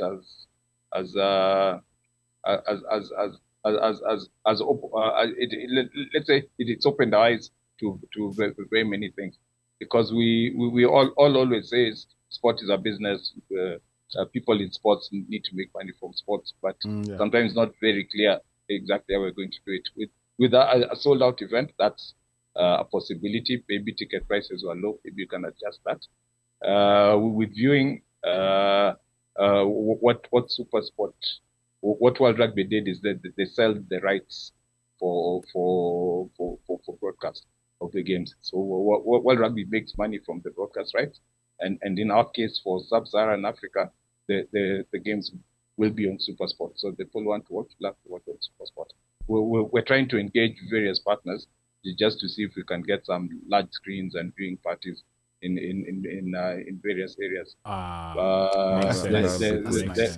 makes sense. The thing is, this was not our plan. So now we're thinking on our feet and trying to adjust. We've got some 4 or 5 days. Let's try and make a plan and get the information out for people. So Super Sport, what about, because I know the US is gonna be playing, who's the partner in the US? Is it still gonna be NBC? I know NBC were doing the. It's usually NBC. It was NBC. Yeah, but that was the Division 1, so I don't know whether now they'll be doing the Division 2. They're following, so I think that's something we need to check. If they're still following the US team, I think the previous years I've been watching it on the World Rugby website. Okay, yeah, that's true. That's what I've been watching. I don't know that's if true. This year the Div 2 games are gonna be there, but when we were playing the Challengers, that's where I was watching. Okay, so what World Rugby did, they sold the rights as a global package. So Div 1, Div 2 will be basically watched on the same platforms. If there's nobody who has taken up those rights in that area, it's free to watch on rugbypass.tv. Okay. World Rugby Pass. Free. Yes. Okay. Yeah. I have the app. That's okay. Got it. That's and those who have that stick. Where? Where's the we're not gonna reveal. We're not gonna reveal who has it. But yeah, people who watch things without paying. Nigerians are snitches. Yeah, people who watch things. No, we pay. No, we are not corrupt. Na vile walishasema hiki tu wanaenda kufunga. No, vile amesema those guys got sticks. Na nafungua. Satan. So watajua kuna miti zingine ziko hapa nje. Now here is an interesting comment that's coming. Marin Gikonyo anasema Rugby Pass TV will be showing the games. Frank Maloba anasema Paramount has the US rights. So is that CBS? Yes, that's CBS. So will they? Yeah. And you know the way this, TV is confusing nowadays because you don't know whether it's gonna be on the main channel or whether it's gonna be on one of their streams. Kama ni Paramount, unadonjo Paramount, then you'll see it there for games nini. Yeah. Huyu Frank Maloba atufanyie tu viewing party. And by the way, shout out to Frank Maloba, Old Cambrian. Yes, atufanyie viewing party juu yeye ndio mtu wa ma TV na actually, it's media. actually Dr. Frank Maloba. Excuse me. Doctor. Yeah. Doctor. Yes. Okay. Atufanyie viewing party tuende kwake. By the way. Yes. Aya, sawa. So now, before tukuache upumzike, Tio, what message is it that you want to give to the diaspora? For most of us, this is gonna be the first tournament we are missing in how many years? So many years. Tangu San Diego. Over 20. Me, I never go to the original LA. No, it's over 20. San Diego. It's over 20. Yeah. So this is the first one because the announcement came a bit late. In November, like you said, he's going to be hosting. Remember, we were first cut off from once we managed to finagle our way before the goalposts were moved. Correct. Yeah. And that really deflated a lot of us. Now we were thinking, okay, so now what? Now what? Yeah. But we're like, you know what? Wherever Shujaa goes, tutaenda. Yeah. Wherever Lionesses go, tutaenda ni sawa. Yeah. No sooner had we. No sooner than Gafla bin Hu. Yeah. Tuko 254. Yeah. So, it's okay. Yeah, because some of us were in 254. Sasa kurudi tena itaanza kuleta mashida. But yeah, Tio, what message do you have for people in the diaspora, especially those who are feeling bad kuwa wamemisitona? Okay. So to the people in the diaspora, a big thanks for your support. You guys have been great. As you've heard, our theme is basically Kenya Corner comes home. That's one of our themes. It is unfortunate that Kenya Corner that has been all around the world may not be able to make it for the event. There's many things we've learned, as we said, just from this event, and one of them is that perhaps maybe we need to find a way to do direct diaspora sales and sort of reserve some tickets for them. We did have a strategy to engage diaspora in ticket sales, but it was just part of a global strategy. So we didn't really put aside that X number of tickets would be for diaspora specifically. But the support has been it's been amazing. What Embo was saying is we saw it in Uruguay 2 years ago. I mean, 6 people and the entire stand and ended up looking like there were many Kenyans in the stadium, and we've seen it all over the world. The sevens in Perth this weekend. Perth last year was also amazing. I mean, 3,500 Kenyans from Australia made their way into Perth, and that wow. And those are part of the things which we sold to World Rugby and told them, look, these are Kenyans who are not at home, and imagine the ones who are at home, how they'll be. So a big thanks for your support. Ever grateful. We'll find more ways to engage with the diaspora.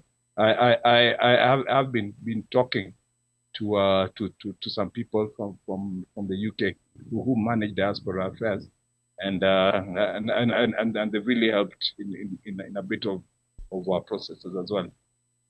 So that is my message to them. Just appreciation for the support, and to find more ways of engaging in future. Asante.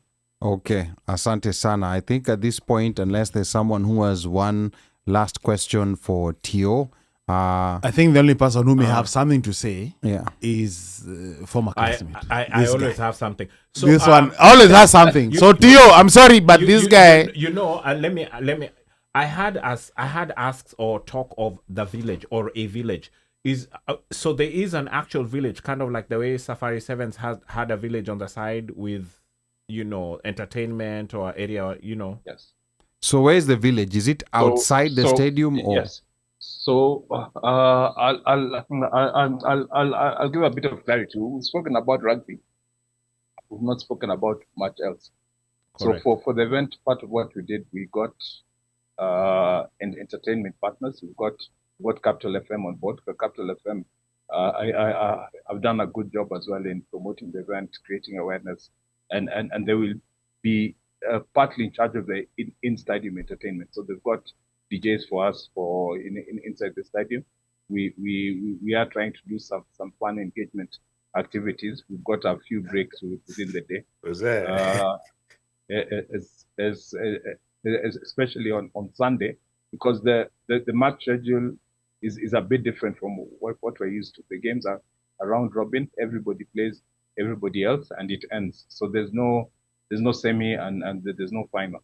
So on the Sunday, the games are not very many. So we try to space them out a bit, but we will have activities to engage the people in the stadium. EABL have also come on board as our entertainment partner. They will mainly man the village as it is. So they'll set up a stage that they'll get artists, they'll get DJs, artists to keep people entertained there, and we'll set up how do I put it, a food and activation area. It's quite massive. When we said there's no parking at Nyayo, maybe that we've created that problem because that is where we've set up the village. Okay. So the village is in the parking area. Oh, okay. Makes sense. Yeah. So you walk out of the bowl into the village, and there's movement back and forth. We've also set up a kids area, which will have kid games. We've got there's a company that runs that very professionally. So it is a controlled area. If you're brave enough, you can actually leave your kids there. Your kids will be tagged with your numbers and everything, and they can entertain themselves for 1 hour. Yeah, and until it's time to go back and sit with the parents. So we've tried to get all of that taken care of. No, go ahead. Okay. Okay. Yeah. Something that we probably have missed. The village, because I've done the village experience at Safari Sevens. Out of this world is all I can say. Yeah, Safari 7, the village. And then, of course, now rolling on to what we did in LA for years, but it's just, and that's why, the talk of the village. So it would be good for people to know that. Yes, sir. Unamisingile mkate yako ilikuwa stew katikati. Maze ile mkate ya South Africa. Hiyo ni ya South Africa ndia. Uwaga inaitwaje? Ile kaboflo uwaga inakatwa alafu umetoa. Hiyo mkate sio inaitwaje ya. But wanakata. Juzi nilikuwa kani kwa Kenya nilikuwa naona game ya South Africa, nilikuwa na mtu akikula half time nikakumbuka Omosh. Wemika, kuna vitu zingine mtu cheza chini. Yeah, wanakata half loaf and then hapo katikati waneka whole meal. Yes, there's a whole meal inside it. It's an actual South African thing. I'm glad this shows probably was pretty much about not governance but yes, but rugby. it was just a rugby event. As fans, as Nini, and we have followed this game for so many years. Yes. So passionately. And then we are very I'm sad that we're missing it in Kenya, but I'm so happy that we finally get it. It finally came home. But above all, and I will echo Ali's sentiments, thank you, Omosh, for making this happen with this guy. Yes. On a short notice. On a short notice, by the way. Mbele tuambie Omosh thank you mingi hapa. Mimi niko na swali. Yes, sir. So Tio, I think it's good that you've come and shared and spoken to us a lot. So I just wanted to ask you one thing. What will be the one thing that you'd like to ask from the fans? Okay. That's a good question. The one thing I would have asked for them is to show up in numbers.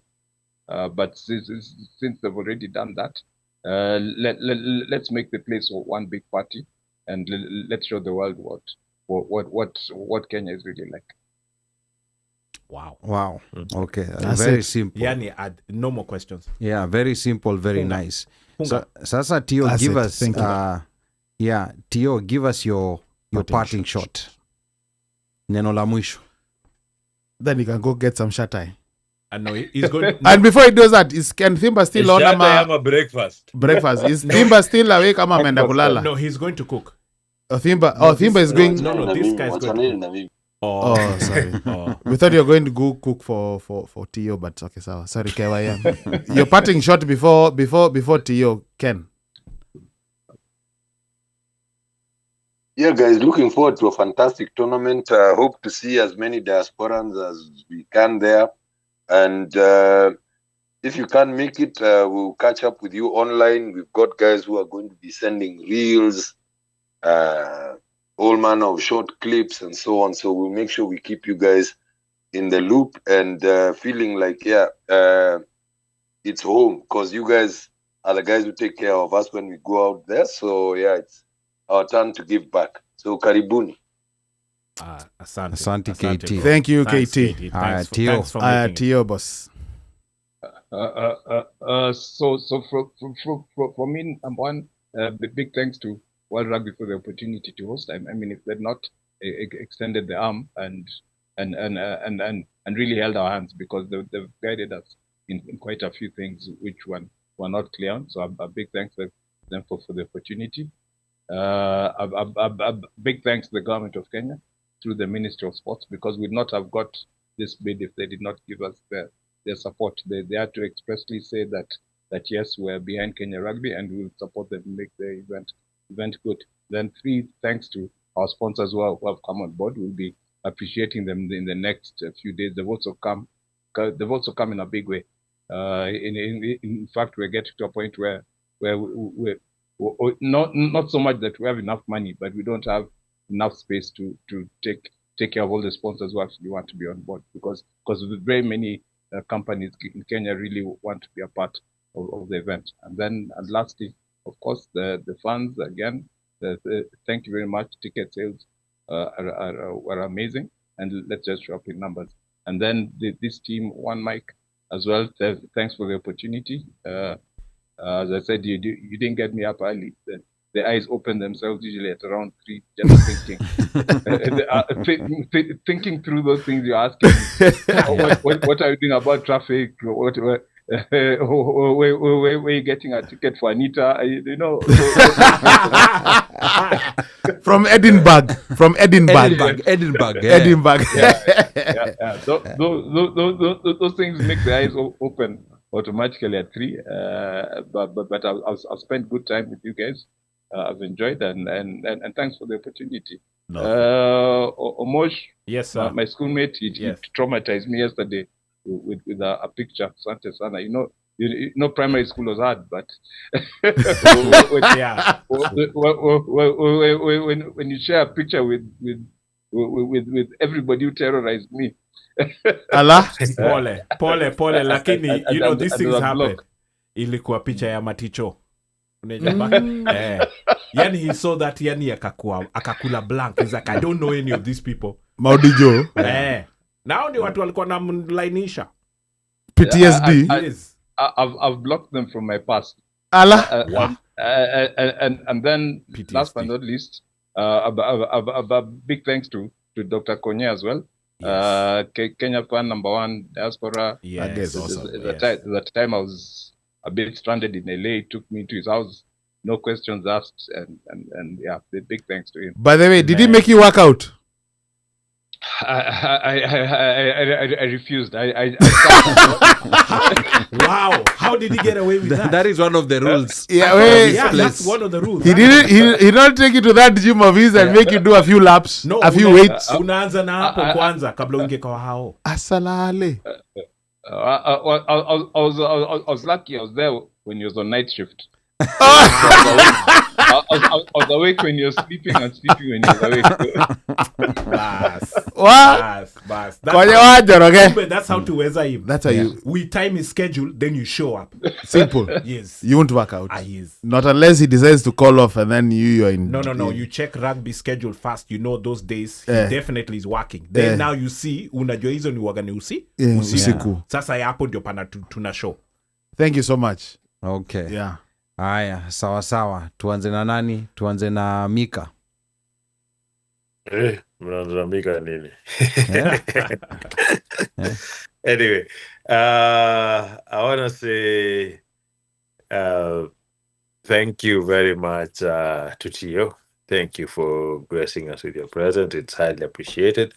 Man, sasa ungekuwa unalala au ungekuwa luta au ungekuwa unafanya kitu kingine, lakini umeku asubuhi yako hata before jogo iwike kuongea na sisi, really much appreciated. It's been a very nice, informative session. Unajua hata mimi sikuwa sure how the whole tournament plays out this season, but you've explained it very well, and now I understand how it's going to be. So I was like, it's going to be short and boring, but we do have a chance of playing in 6 tournaments. Yes. Yeah, not bad. 6 ni mingi. 6 ni nyingi. Yeah. 6 ni more. Yeah. And 3 of them being very crucial. Well, they're all crucial actually. No, they're all crucial. They're all crucial, yeah. But 6 ni more. So anyway, just hope the people who go to the stadium next weekend do raise up the roof and ensure that there are 12 men in that field, and give the boys a chance to bring it back home, and the girls, and everybody else. Hey, sijui kama uko kwetu kumesnoka huku kwetu. Huku, hey, nika, I think it was coming down. It was coming down. Trump anasid sky anasid clouds weekends ndo watu wasiende kuprotest. Hata last ilikuwa di weekend. Hata last ilikuwa di weekend. Ilikuwa kwa weekend. Snow kwa weekend siku hizi kwa weekday. Yeah. Umesema yuko huko juu na mandege wanafanya vitu zao. Nikawa na seed clouds hapa weekend watu wasiende kuprotest. Watu wakae kwa nyumba. Hii imezidi. Na kale kapanya kalisemaje? Winter inaisha siku gani? 6 weeks. Ongeza wiki 6 kadhaa. Hii winter ni kama yani hata haijafika katikati. Ndio inaanza. Yeah. Haya, DJ Mosh. Anyway, I hope everybody stays warm, stay safe, and God bless you. Kwaherini. Asante. Thanks to you for making it at last minute. We all know what we went through, but all in all, it worked out, and we have left this show wing or this conversation better placed with our knowledge base of HSBC Rugby and Division 2 into Division 1, Division 3 into Division 2 into Division 1, and the whole ecosystem. And it's nice to hear this thing coming from somebody who is inside, because a lot of times we come to tournaments, but we don't know how things work. We don't know logistics. We don't know, us, we just show up. And somehow we know these things will work from what we have seen. But you opening up and giving us the inner workings has been great. And I'm so happy, so glad, so pumped up that this is happening in Kenya. Because, maze tumelia sana na imekuja. Problem is us, we couldn't be there, but we are happy that you guys are there, represent for us. Let's have a good showing. And hopefully what comes out of this is Kenya becomes a staple, permanent staple of HSBC. To me, that's the dream. Because we can do it. It's not like we don't have the ability. HSB7? Yes. 254. Yes. So we can plan our holidays or our, trips. We pick Kenya as a venue to go for rugby. Why do we have to go to LA? Because we end up spending the same money anyway. Yeah. So, tuende Kenya. Kaende. So with that said, Tio, thank you. We'll keep up, we'll keep touch. Salimia watu wote kwa ground. and na ule mse wa ugali ukiona amepika ugali sana na amesweat uko ndani usikule. I'm just trying to help you. But anyway, yeah. With that, thank you, and kudos. You're doing a great job with rugby in Kenya and the union. And hey, this you're umejaribu for that's all I can say. Umejaribu. Now, Tio, before Ali comes in, I'm just asking. You don't have to answer, but I want input. Ask Tio that every time KRFU has been successful in one venture, there's a rift that occurs, normally forcing a chairman out. Is he fearful that this may occur, or this is an event, if this event is a success? Governance issue. Another episode. Different episode, yeah. Haya. Wow. Yeah. Sawa. Sasa hapa Camp Konye Fitness where he was able to survive. Anasema thanks Tio for making time. But huyu Konye is supposed to be at work. So mimi nashangaa yani uko huko na operate watu while ana watch one mic show and he's even making comments. Kuna robot. No. Akona earpiece hapa. Akona earpiece. So akienda kupiga stethoscope anasikiza heartbeat na one mic show at the same time. He's need multitasking. Okay. Hey, but Konye, thank you so much, and Konye Pia also thank you, asante sana. You are also part with in conjunction with Omosh to make this possible. Because you know, one thing we never like doing at the One Mic Show is pause as subject matter experts. Any issues where we know that the experts out there who can explain it better, we leave it to them. In fact, I think a lot of people, even within the rugby fraternity, did not understand that calculus combined with organic chemistry of how Division 1, Division 2, Division 3. I thought I'd mastered it until when Tio told me that after Division 3 can win the whole thing. True that. Because Division 3, because now I remember, Division 1 was meant to have 12 teams, but 4 were pushed to Division 2, and then now all these other teams in Division 3 in one tournament compete for those 2 spaces.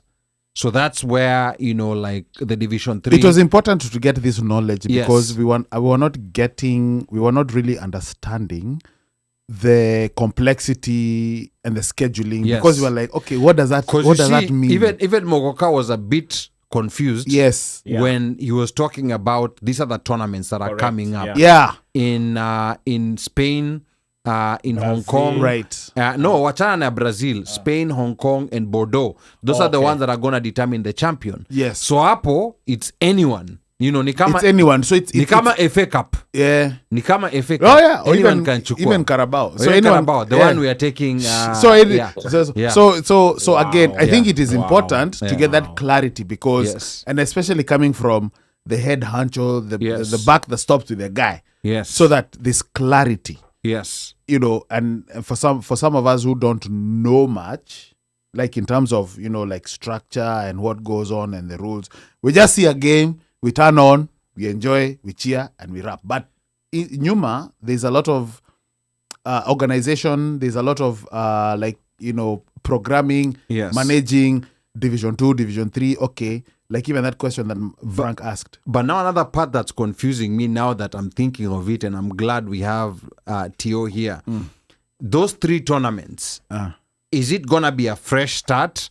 Ama kutakuwa na tournament ya finali? Is it going to be just like the aggregate of who has the best points wins? Or is there going to be like a final? How does that work, Tio? So the 3 tournaments will basically be in the individual tournaments, and then the winner will be declared at the end of the third.